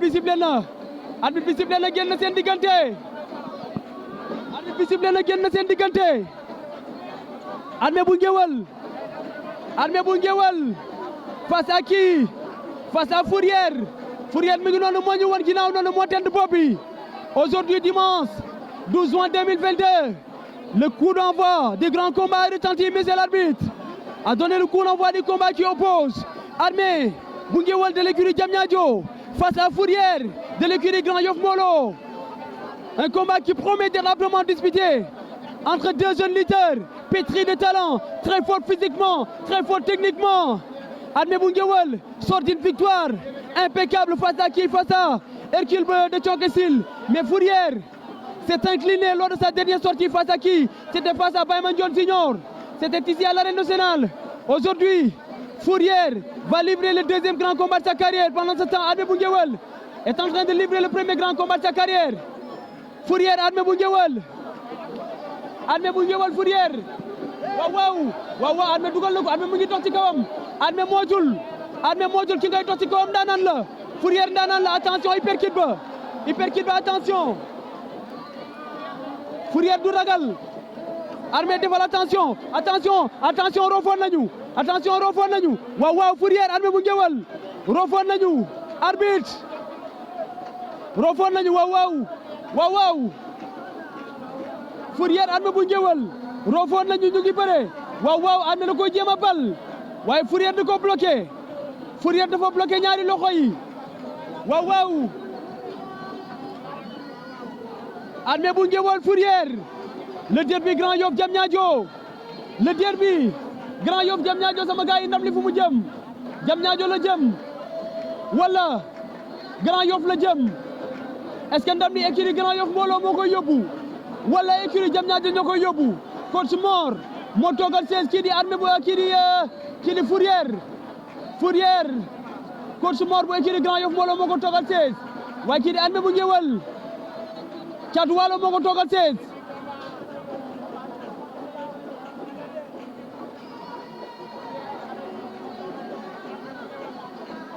Fourrière Armée bu Ngéwal Fourrière face à Armée bu Ngéwal grand combat de la soirée kii dafa jóge ci défaite kii jóge ci victoire Armée bu Ngéwal dafa bëgg a yéeg ci kaw la bëgg a àgg waaye Fourrière dafa jóge ci défaite te waru delluwaat ci défaite waaw Fourrière warul delluwaat ci défaite dafa am lu mu tàmmal waa Grand Yoff waaw Fourrière dafa am lu mu tàmmal waa Grand Yoff au début de sa carrière il enchaînait les succès il enchaînait les victoires comme des perles mais il a eu du mal à poursuivre monsieur l'arbitre vient de donner un coup de sifflet pour interrompre le combat. Monsieur l'arbitre a interrompu le combat. Est-ce qu'il ne va pas donner des avertissements? Armée bu Ngéwal Fourrière waaw téere yi lay tekki Armée bu Ngéwal mi ngi dem ci entraîneur am Caatu Waalo téere yi lay tekki Armée bu Ngéwal téere yi lay tekki Armée bu Ngéwal téere yi lay tekki waaw Fourrière mi ngi taxaw ci digg géew bi coach Mor mi ngi wax ak moom Mor coach principal équipe du Grand Yoff mbooloo mi ngi wax ak Fourrière mi ngi noonu mi ngi jaam ndànk mi ngi daagu ndànk ci biir géew bi waaw Ngéwal gi ñëw na Armée bu Ngéwal ñëw na delluwaat na ci digg géew bi avertissement waaw waaw Armée bu Ngéwal waaw waaw arbitre bi génnaat na seen diggante Armée bu Ngéwal face à Fourrière mi ngi def ay jeu de jambe mi ngi def ay déplacement latéral Fourrière mi ngi def ay déplacement latéral mais attention Armée Fourrière du ragal de kàccoor la Fourrière du ragal stratégie bu mu teg la rek te xam naa ne tey waa Grand Yoff dañ koo yàpp kii di Fourrière waaw waaw Fourrière Armée bu Ngéwal Fourrière Armée bu Ngéwal Fourrière Armée bu Ngéwal Fourrière Armée bu Ngéwal waaw waaw rofoon nañu Armée am na ngemb Fourrière am na ngemb Armée am na ngemb Fourrière am na ngemb Fourrière sëq na ci géejo gi am na benn ngemb benn loxo bi Armée bu Ngéwal am na benn ngemb moom tamit waaw waaw combat bi mënul woon yomb nag mënul woon yomb ci kenn combat bi mënul woon yomb ci kenn combat bi mënul woon yomb ci kenn Fourrière Armée bu Ngéwal Fourrière Armée bu Ngéwal Fourrière Armée bu Ngéwal aujourd'hui dimanche 12 juin attention mbotma attention Armée bu Ngéwal soog leen na ko waaw waaw Fourrière résisté na Fourrière génn na ci bu ko jaay doole Armée bu Ngéwal caxabal ba baaxul attention soog leen war na ko dem nañ ci suuf waaw waaw waaw waaw waaw waaw waaw waaw jël am na woote waat na arbitre bi woote waat na non non Armée bu Ngéwal bul fecc de dellul Armée bu Ngéwal dellul ci digg géew bi waaw waaw dara amul arbitre bi nee na dara amul dañoo génn jël bi ci biti la amee waaw waaw Armée bu Ngéwal dellul ci digg géew bi avertissement Fourrière lu waral avertissement bi looloy question bi lu waral avertissement bi question la lu waral avertissement bi lu tax Fourrière jël avertissement dawul benn yoon dañoo bëre ba génn lu waral avertissement bi nañu mootu yenn yi nañu bàyyi yenn yi booy yi dañoo bëre ba génn avertissement amu fa yoon waaw waaw ñaari ndaanaan lañu boole ñaari guerrier lañu boole waaw waaw ñaari guerrier lañu bëree Fourrière Armée bu Ngéwal rofo waat nañu waaw waaw Fourrière am na benn ngemb benn loxo bi am na ngemb jàpp na waaye Armée bu Ngéwal benn loxo bi am na ngemb moom tamit combat bi mënul woon yomb de mënul woon yomb combat bi mënul woon yomb Fourrière tey waaye ci di Grand Yoff mbooloo ñëpp ko dar ndeysaan Nandi Fall seen mag moo ko andi requin gis naa ko ci rang yi waaw waaw góor fit ñëw na ànd ak Fourrière waaye sama turandoo Omar caatu xaar yàlla aussi ñëw na andi kii di Fourrière dëkk di Grand Yoff mbooloo ñoom Azoukara ñoom Pablo ñoom Alex Ndiago ñëpp a ñëw andi seen doomu nday Fourrière waaye kii di Armée bu Ngéwal waa Diamniadio ñoo ko dar waa Diamniadio ñoo ko andi waaw waaw ñi mu àndal gis naa ci Dabdaan seen mag moo ko andi Boy Dioum bokk na ci ñi andi kii di Armée bu Ngéwal caatu waalo waaw waaw doomu Deel aussi ñëw na dar kii di Armée bu Ngéwal Balla bu Diamniadio ñoom ñoo andi kii di Armée bu Ngéwal mi ngi noonu ci biir géew bi waaye sama gars yi wàllub teen ci pind mi lay yem waaw waaw ñëw nañu andi seen doomu ndey waaye ñëpp taxaw ci biti instant bi ñaari mbër yi kese ñoo nekk ci biir géew bi Armée bu Ngéwal ak Fourrière ñoom ñaar ñoo nekk ci biir géew bi combat bi mënul woon yomb attention Fourrière Armée bu Ngéwal Fourrière Armée bu Ngéwal Fourrière Armée bu Ngéwal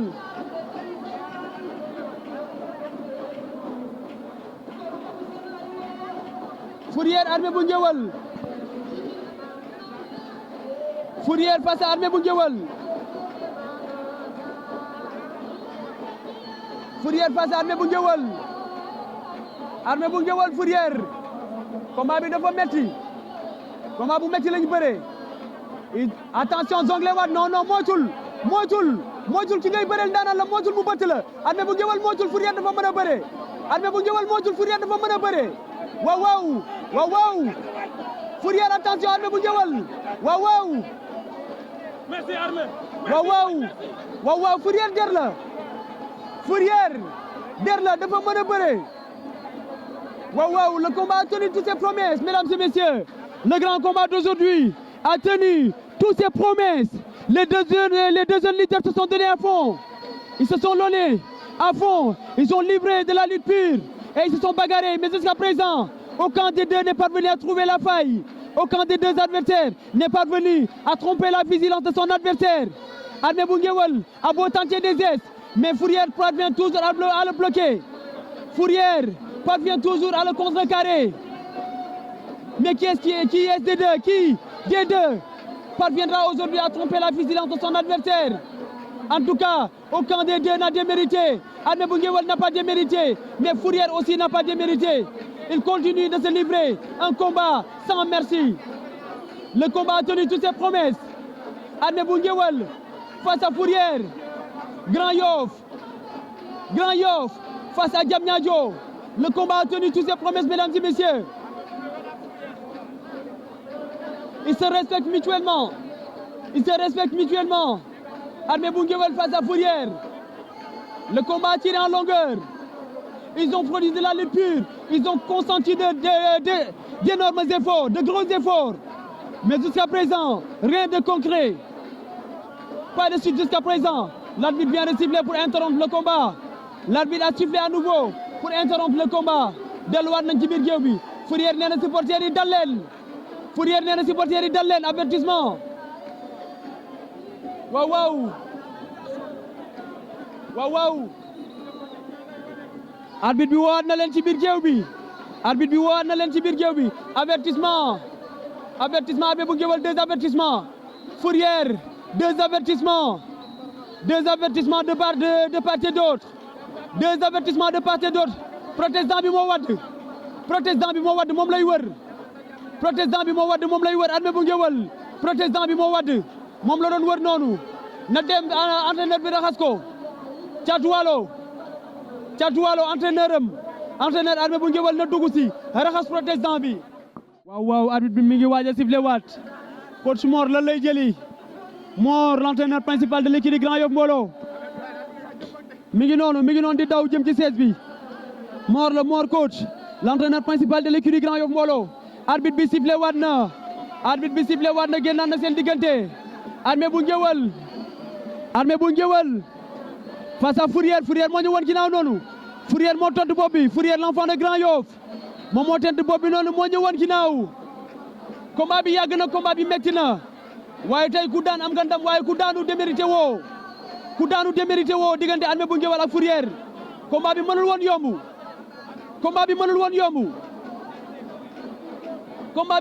yomb. waaw moo taxit yombul. combat bi moo taxit yombul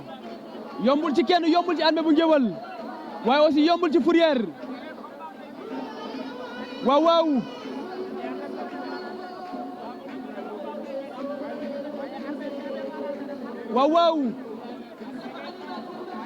Fourrière Armé bu Ngéwél.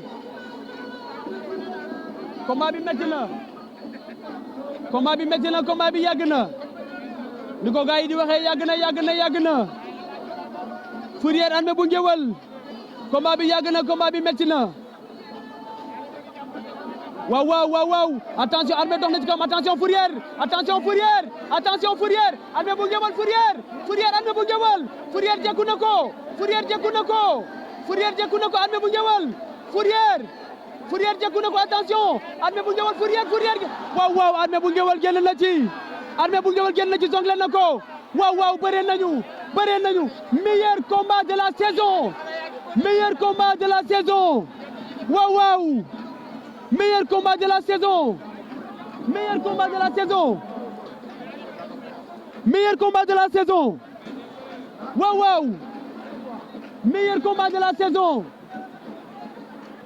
mag jaa ngi noonu. magu Armé bu Ngéwél mi ngi noonu. magam la mi ngi noonu capitaine toogatul taxawatul ndeysaan mag jaa ngi noonu rakk jaa ngi bëree ndeysaan toogatul taxawatul rakk jeey bëree capitaine Baye Mbaye mi ngi noonu taxaw mag la ci Armée bu Ngéwél mi ngi taxaw waaw meilleur combat wala boog ma ne pour ma bañ a juum l'un des meilleurs combats de l'année l'un des meilleurs combats de la saison l'un des meilleurs combats de la saison mesdames et messieurs un combat de haute facture ils nous ont gratifié d'un combat exceptionnel d'un niveau technique très élevé Armée bu Ngéwél face à Fourrière. Deux guerriers, deux jeunes espoirs qui aspirent à gravir les échelons, deux jeunes espoirs qui aspirent à atteindre le sommet de l'arène, mesdames et messieurs. Un combat sans merci, un combat sans merci, un combat âprement disputé, avec plein de gestes techniques, mais jusqu'à présent, aucun des deux lutteurs n'est disposé à céder le passage à son adversaire. Armée bu Ngéwél, n'est-ce pas, n'est pas disposé à céder le passage, mais Fourrière aussi n'est pas disposé à céder le passage. Le combat a tiré en longueur, le combat a duré, mais ils se sont donnés à fond, mesdames et messieurs. Ils ont produit un combat exceptionnel. Du spectacle à gogo, mesdames et messieurs. Du spectacle à gogo dans ce combat. Franchement, ils se sont donnés. Deux lutteurs très techniques, très forts physiquement aussi. Ils se sont entraînés. Ça prouve qu'ils ont bien préparé le combat. Et aucun des deux n'est prêt à céder le passage. Mesdames et messieurs, mais néanmoins la victoire devra au moins choisir un camp. La victoire finira par choisir son camp. Qui des deux lutteurs finira par rentrer avec la victoire aujourd'hui? Armée bu Ngéwél face à Fourrière. Armée bu Ngéwél de Diamniadio face à Fourrière de Grand Yoff. waaw sama gars yi combat bi yàgg na, combat bi métti na. waaw attention jongle na ko daan na ko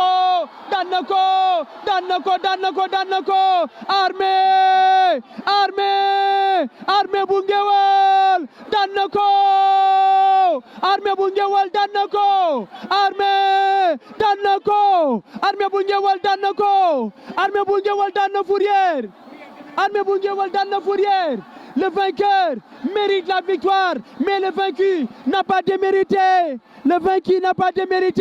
Fourrière, le malheureux du jour mi ngi noonu bëre na ba dee waaye daanu na. Armée bu Ngéwél daan na ko Armée bu Ngéwél daan na ko Armée bu Ngéwél daan na Fourrière daan na ko jël bu rëy, jël bu leer, jël bu amul benn werante. waaw Fourrière bëre na ba dee mi ngi noonu l'enfant de Grand Yoff. Il a échoué, il s'est incliné, mais il n'a pas démérité, mesdames et messieurs. Il s'est incliné aujourd'hui, mais il n'a pas démérité. Fourrière de Grand Yoff. Armée bu Ngéwél, vainqueur du combat, le voici apprécié, mesdames et messieurs. Apprécié, l'enfant de Diamniadio, Armée bu Ngéwél, victorieux.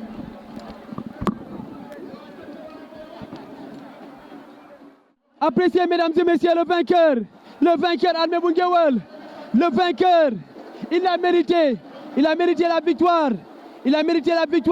Armée bu Ngéwél de l'écurie Diamniadio vient de terrasser Fourrière aujourd'hui dimanche 12 juin 2022. On est à l'arène nationale. La structure Mewan Production est passée par là. À ce qu'il paraît, son adversaire du jour est en train de contester sa défaite. Fourrière. Il est en train de contester sa défaite. Mais je pense qu'il est tombé. Je crois qu'il est tombé. Armée bu Ngéwél a eu raison aujourd'hui de Fourrière. Il continue de gravir les échelons, mesdames et messieurs. Le vainqueur du jour, Armée bu Ngéwél face à qui? Fourrière de Grand Yoff. waaw sama gars yi mi ngi noonu kookoy Armée bu Ngéwél mi ngi jël drapeau bi, mi ngi jël le vainqueur Armée bu Ngéwél, l'enfant prodige de Diamniadio mi ngi noonu. Il poursuit son ascension vers le sommet de l'arène, mesdames et messieurs. Aujourd'hui, il a livré le premier grand combat de sa carrière. Il a terrassé l'un des meilleurs de sa génération, en l'occurrence Fourrière de l'écurie Grand Yoff Mbolo. mi ngi noonu le poulain de Dabdane mi ngi noonu le poulain de Boy Dioum mi ngi noonu mi ngi jëli drapeau am tey la bëre premier grand combat ci carrière am Armée bu Ngéwél de l'écurie Diamniadio.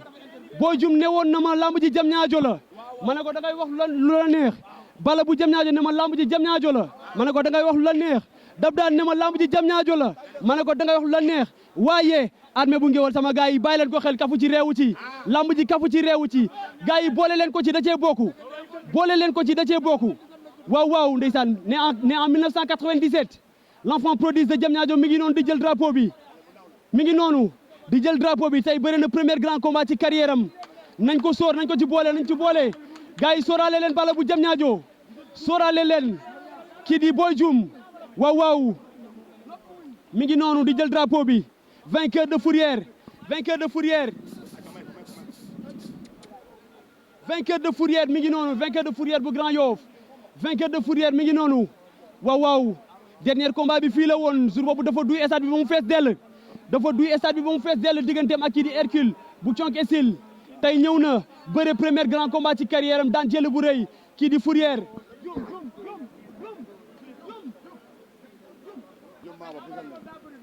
waaw waaw jël leen loolu sama gars yi mi ngi noonu il le mérite amplement il le mérite ñoom ñaar ñëpp kenn démérité wul dañu bëre combat bu métti dañu bëre combat bu métti il aura fallu un vainqueur et un vaincu mais finalement Armé bu Ngéwal a eu raison de Fourrière mi ngi noonu l'enfant de Diamniadio jël jox leen ko drapeau bi jox leen ko drapeau bi jox leen ko drapeau bi jox leen ko drapeau bi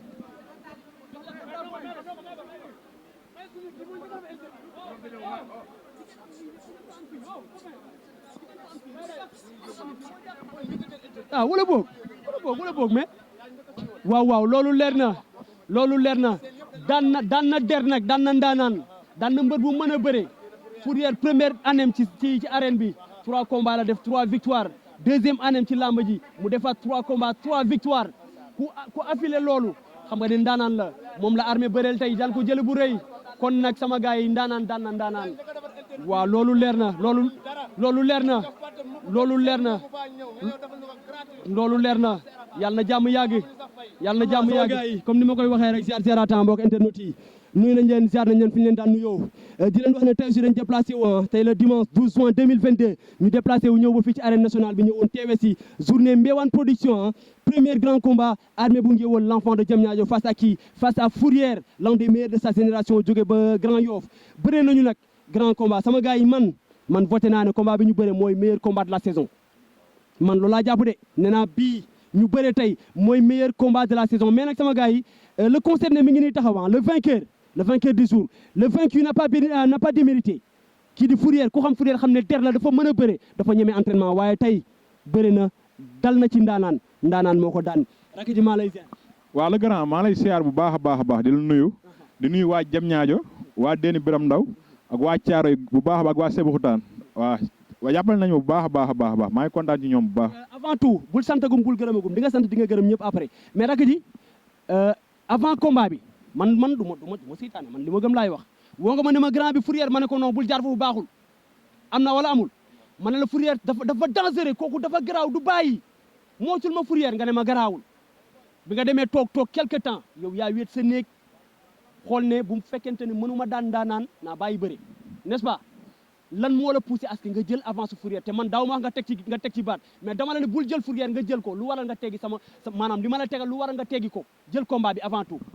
waaw noonu la demee parce que man dafa am lu doon nelaw ci man te mu yeewu te lu ñu gën a dem ñu gën a xam ka mooy Armé bu Ngéwal te man damaa xam sama bopp bu baax a baax gis ñu may tër ci àll bi ñu nekk ay champion yu baax waaw moo tax dama ni foog nga gis que jël ay champion daan leen ñu xam ni ndaanaan nga quoi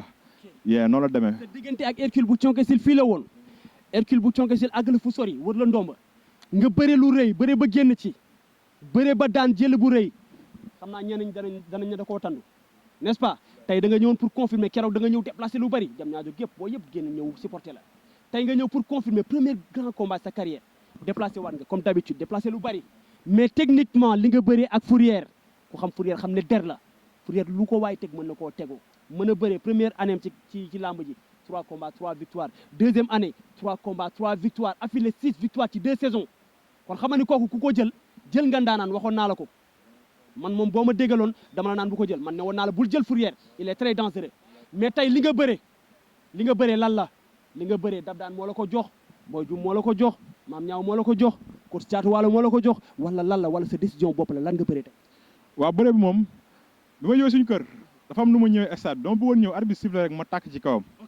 waaw sama gars yi nag ñëpp benn conseil supporters yi suñu kosu caat suñu grand ñoom coince ñoom jorron ak suñu grand yi ma àndal ay bojum ay caat xam nga ay dab daan ay brise de mer ay balla sama gars yi mu limee damay jum ñoom ñëpp waaw ak supporter am ni ma teel ak sama tëggkat yëpp ni ma teel dalal jàmm waaw ak sama kilifa gu may ñaanal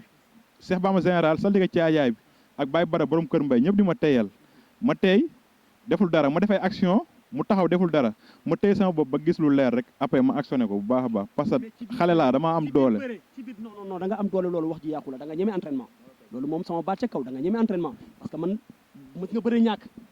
ñu déggante nga ne ma grand bi man la dara raaka ji ay réglage yu ndaw la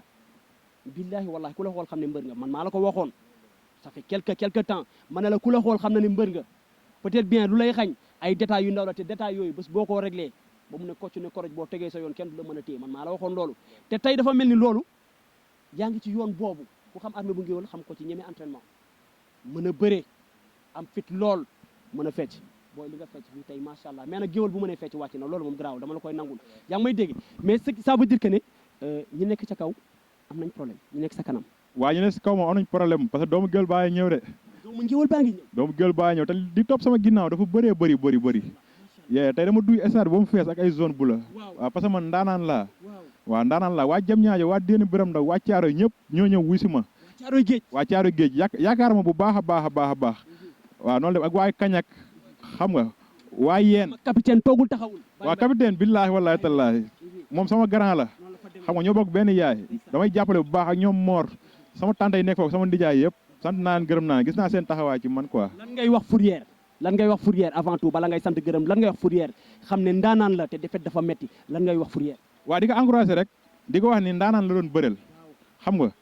waa tey ji moom mënoon na ma daan man mënoon naa ko daan yàlla moom may waaw di ko wax ni bu mu découragé na ko ne entraînement am xam nga laaj ci adversaire yi ñëw bëri waa ren balaa saison bi tëj quoi yéen ak ji santal gërëm ma waajal ñëw fekk si la jam ñaajo waaw noonu la demee maa ngi bëgg nag waa jam ñaajo bu baax ku ci jàpp ku ci def dërëm sax sant ko gërëm ko waa jam ñaajo waa déeni biram ndaw waa géej kañak gorom mbambilóor kër simbiri déeni ñaay ñoom ñëpp sant naa leen bu baax gërëm leen xam nga waa jam ñaajo nag waa ponti sébi xutaan waa caaro géej ñoom ñëpp waa di sant nag Aliou Thiam liyaat naa douanier xam nga bi nekk port dëkk cité fonctionnaire maa ngi lay sant bu baax a baax di la gërëm da nga maa jàppale si combat bu baax conseil ma xam nga Aliou Thiam waa père Moussa Sow adjoint douanier jam ñaajo maa lay siyaar bu baax gis naa taxawaay Adama Mouhamed Mbaye monsieur le maire Moulay Gueye Vieux Ndiaye Pape Gueye Aziz Mbeng Vieux Sow xam nga ak sama gars yëpp waa Oli Gëns waa mafia Papa Pita bi def lu baax du doy Papa Pita bi waaw Aziz Mbeng nag sant naa la bu baax gërëm naa la gis naa sa taxawaay ci man xam nga waa déeni biram ndaw nag du ma tudd benn kii mais ASC bi laay tudd waa Lagret ba sant naa leen bu baax gërëm naa leen di sant chef de village bi Baye Yàgg Fall Gueye di sant imam bi Baye Balla ak Baye Gànnangaan ñoom ñëpp maa leen sant bu baax di leen gërëm gis naa seen taxawaay ak ñaan yëpp du nuyu sama yaay yi si kër ga nag maa ngi sant bu baax a baax Sagar Ndiaye xam nga ak toggkat yi ma doon jàppale si togg yëpp maa ngi sant bu baax di leen gërëm di gërëm Quench dafa ma teg lu Quench boy waaw dafa ma jàppale bu baax si contact yi xam nga ak sama gars yi ñoom caat dab daan booy juum ñoom rëg-rëg ñoom booy melax Balla waaw ñoom booy juum de su ma limee damay juum ñoom ñëpp waaw ñoom ku ma fàtte rek nag may ay jégalu dama juum quoi xam nga rek temps bi moo ko dul mate waaw mais maa leen bëgg bu baax ak neex soo baay nii champion moo ngi ñëw waaw noonu la demee ay booy melax ñoom ñëpp waaw Papa Sow numéro 2 waaw Papa Sow mu ngi fi Papa Sow numéro 2 bu jam ñaajo mu ngi woon si kaw tribune bi waaw ñuy def damay déplacé après ñëw jam ñaajo ñu yaatal maa ngi bëgg boggal nag bu baax a baax ak doomu den ak Nokia maa ngay sant bu baax a baax gis naa tax ak Karbala waaw noonu la def ak Karbala sama ndaanan le manager le grand manager Mame Niaw le grand manager Mame Niaw Ciss waaw loolu après loolu dañ ko lijjanti après doxal dem yow doxal dem kii ñu waxtaan après yow dinañ déggante après waaw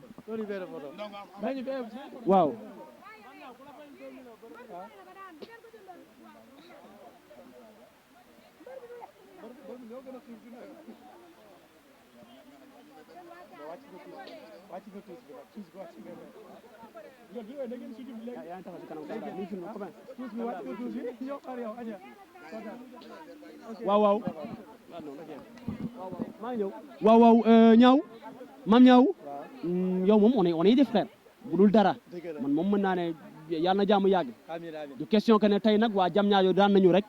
autre chose non bu waa Grand Yoff daanoon aussi sama liggéey laay def est-ce qu'on est d'accord yow t'es un manager am nga poulain Diamniadio am nga poulain HLM am nga poulain Rufisque am nga poulain feneen yaa ngi may dégg mais tey sa poulain moo daan au bout d'un combat âprement disputé parce que c'est un gladiateur la doon affronté yaa ngi may dégg au bout du compte mën naa ne il est parvenu quand même à obtenir la victoire daan na tey jël bu rëy fan nga ko jëmee. waaw dañuy sant yàlla d'abord di julli Seydina Muhammad di sant suñu ñaari waajur donc yaakaar naa ne résumé nga lépp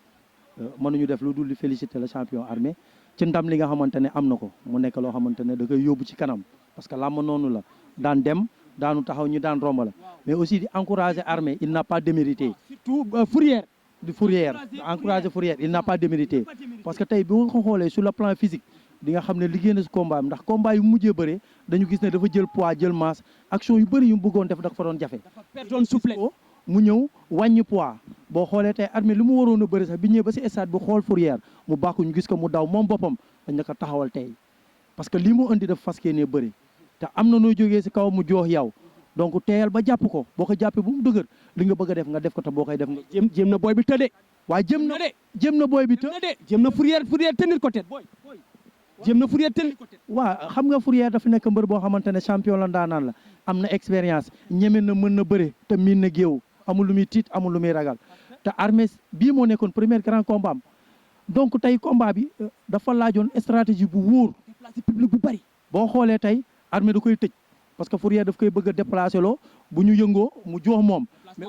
déplacement latéral comme géew bi nekkul géew bu boo xamante ne nii tey du géew bu rond favorable na ci Armé pour mu cadrer ko parce que géew bu rectangle la na ko dugal ci angle droit bi bu ko dugalee ci angle droit bi day réduire li nga xamante ne mooy espace am donc Fourrière du am li mu bëgg boo xoolee à chaque fois Armé da koy tëj bu ko tëjee ñu ñëw bu duggee ci angle droit bi moom lu mu bëgg du ko mën a exploiter parce que ñaar dafay am position du baax du mën a song te bu génnee jël avertissement bu nekkee ci doute boobu saa yi ñëwee rek Armé daf koy mën a gis tëru ko mën a bëree moom looloo tax tey mu génn ci boo xoolee bi ñëwee njëkk a jàppante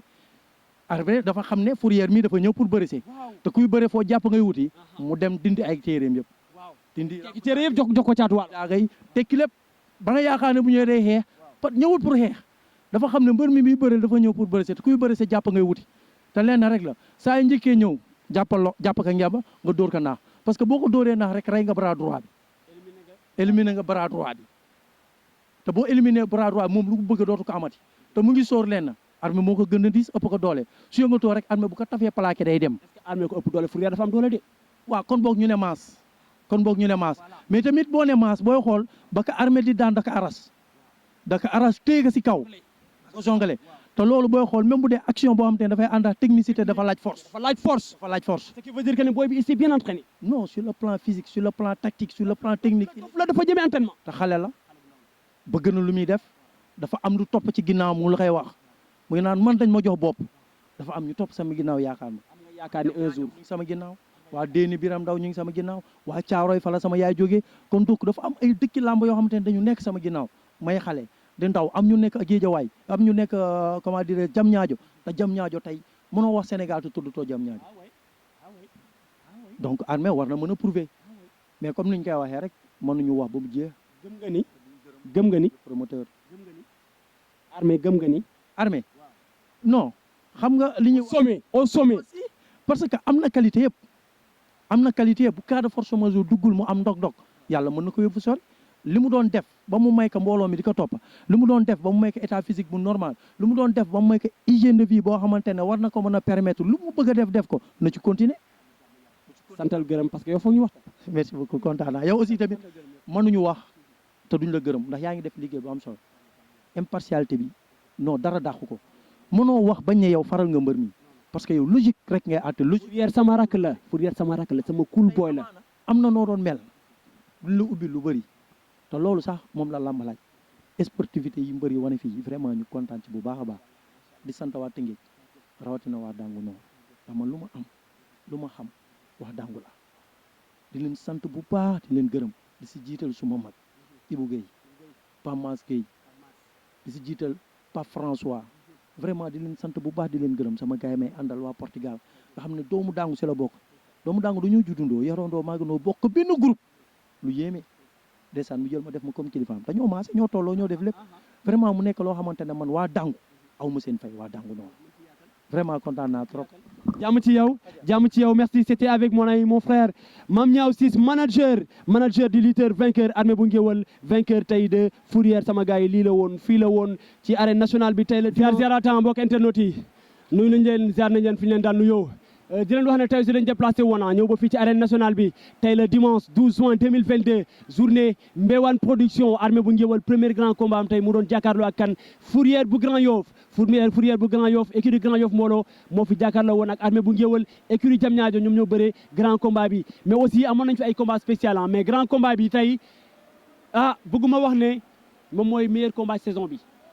mais bokk na ci instant bi ni may wax ak yow bu ñu doon classé 5 combats yu dàq ci saison bi Armé bu Ngéwël ak Fourrière dañ ko ciy boole Fourrière der la Fourrière du bàyyi Fourrière du maye 15 digganteem ak Bébé Diène nii la woon ñu bëre combat bu méttee finalement ci la ñàkk tey bëre nag Armé bu Ngéwël mais dañoo bëre combat bu métti teg yi ay gestes techniques yu amul fenn ñu bëre bu rëy mais finalement Armé bu Ngéwël bu Diamniadio daan na Fourrière daan ko jël bu rëy jël bu leer jël bu amul benn werante booboo nekkoon grand combat bi amoon nañ fi aussi ay combat spécial amoon nañ fi ay combat préliminaire combat spécial bi mi ngi doxoon ci diggante Sa Thiès bu écurie Thiaroye Ndigal moom moo fi bëree ak kii di Fils de Sadio bu écurie Tay Singa moo fi bëree ak Thiaroye Sa Thiès bu écurie Thiaroye Ndigal Sa Thiès bu Thiaroye Ndigal moom moo daan kii di Fils de Sadio amoon nañ fi aussi doomu Diamaguène face à gaucher doomu Diamaguène bu écurie Diamaguène Sicap Mbao bu Diamaguène Sicap Mbao moom moo fi bëree ak gaucher bu jëf soog a nekk finalement doomu Diamaguène bu écurie Diamaguène Sicap Mbao moo daan gaucher bu écurie jëf soog a nekk ñu amoon fi aussi Réni Gouy bu écurie Guédiawaye Mbooloo face à Ambroise bu écurie Pikine Tefes ji Ambroise bu écurie Tefes ji moom moo daan jël bu rëy jël bu leer kii di Réni Gouy ñu amoon fi aussi Yéesa bu écurie Xam Sa Cosaan bëree na fi ak Orière bu écurie Thiaroye Géej Yéesa bu écurie Xam Sa Cosaan moo daan Orière bu écurie Thiaroye Géej ñu amoon fi aussi le combat qui a opposé le jeune phénomène de Diamaguène en l'occurrence un giga bu écurie Bosco Sow moom moo fi bëree ak kii di Boy Cap Vert Boy Cap Vert bu école de lutte Baye Tam Boy Cap Vert dafa ñàkk un giga mën naa ne dafa delluwaat ci lancem puisque dernier combat bi dafa bëree Tidiane Faye Senior Tidiane Faye daan ko tey mu bëreewaat daan jël bu rëy kii di Boy Cap Vert ñu amoon fi aussi le combat qui a opposé Quench numéro 2 de l'écurie HLM face à Caterpillar jógee écurie Badajon Quench numéro 2 bu écurie HLM moo daan kii di Caterpillar ñu amoon fi aussi le premier combat de la soirée mi ngi opposé woon Valbo bu écurie Cheikh Mbaba moo fi bëre woon ak kii di Bébé Imo bu écurie Songane Gueye moo fi daan kii di Valbo sama gars yi grand combat bi comme ni ma leen ko waxee Armé bu Ngéwël moo daan Fourrière tey la woon dimanche 12 juin 2022 la structure Mbéwane production moo organisé woon sama gars yi lii la woon fii la woon à l'arène nationale ma leen di joxaat dig daje ba beneen yoon ziaraat jaa ngeen jëf sama gars yi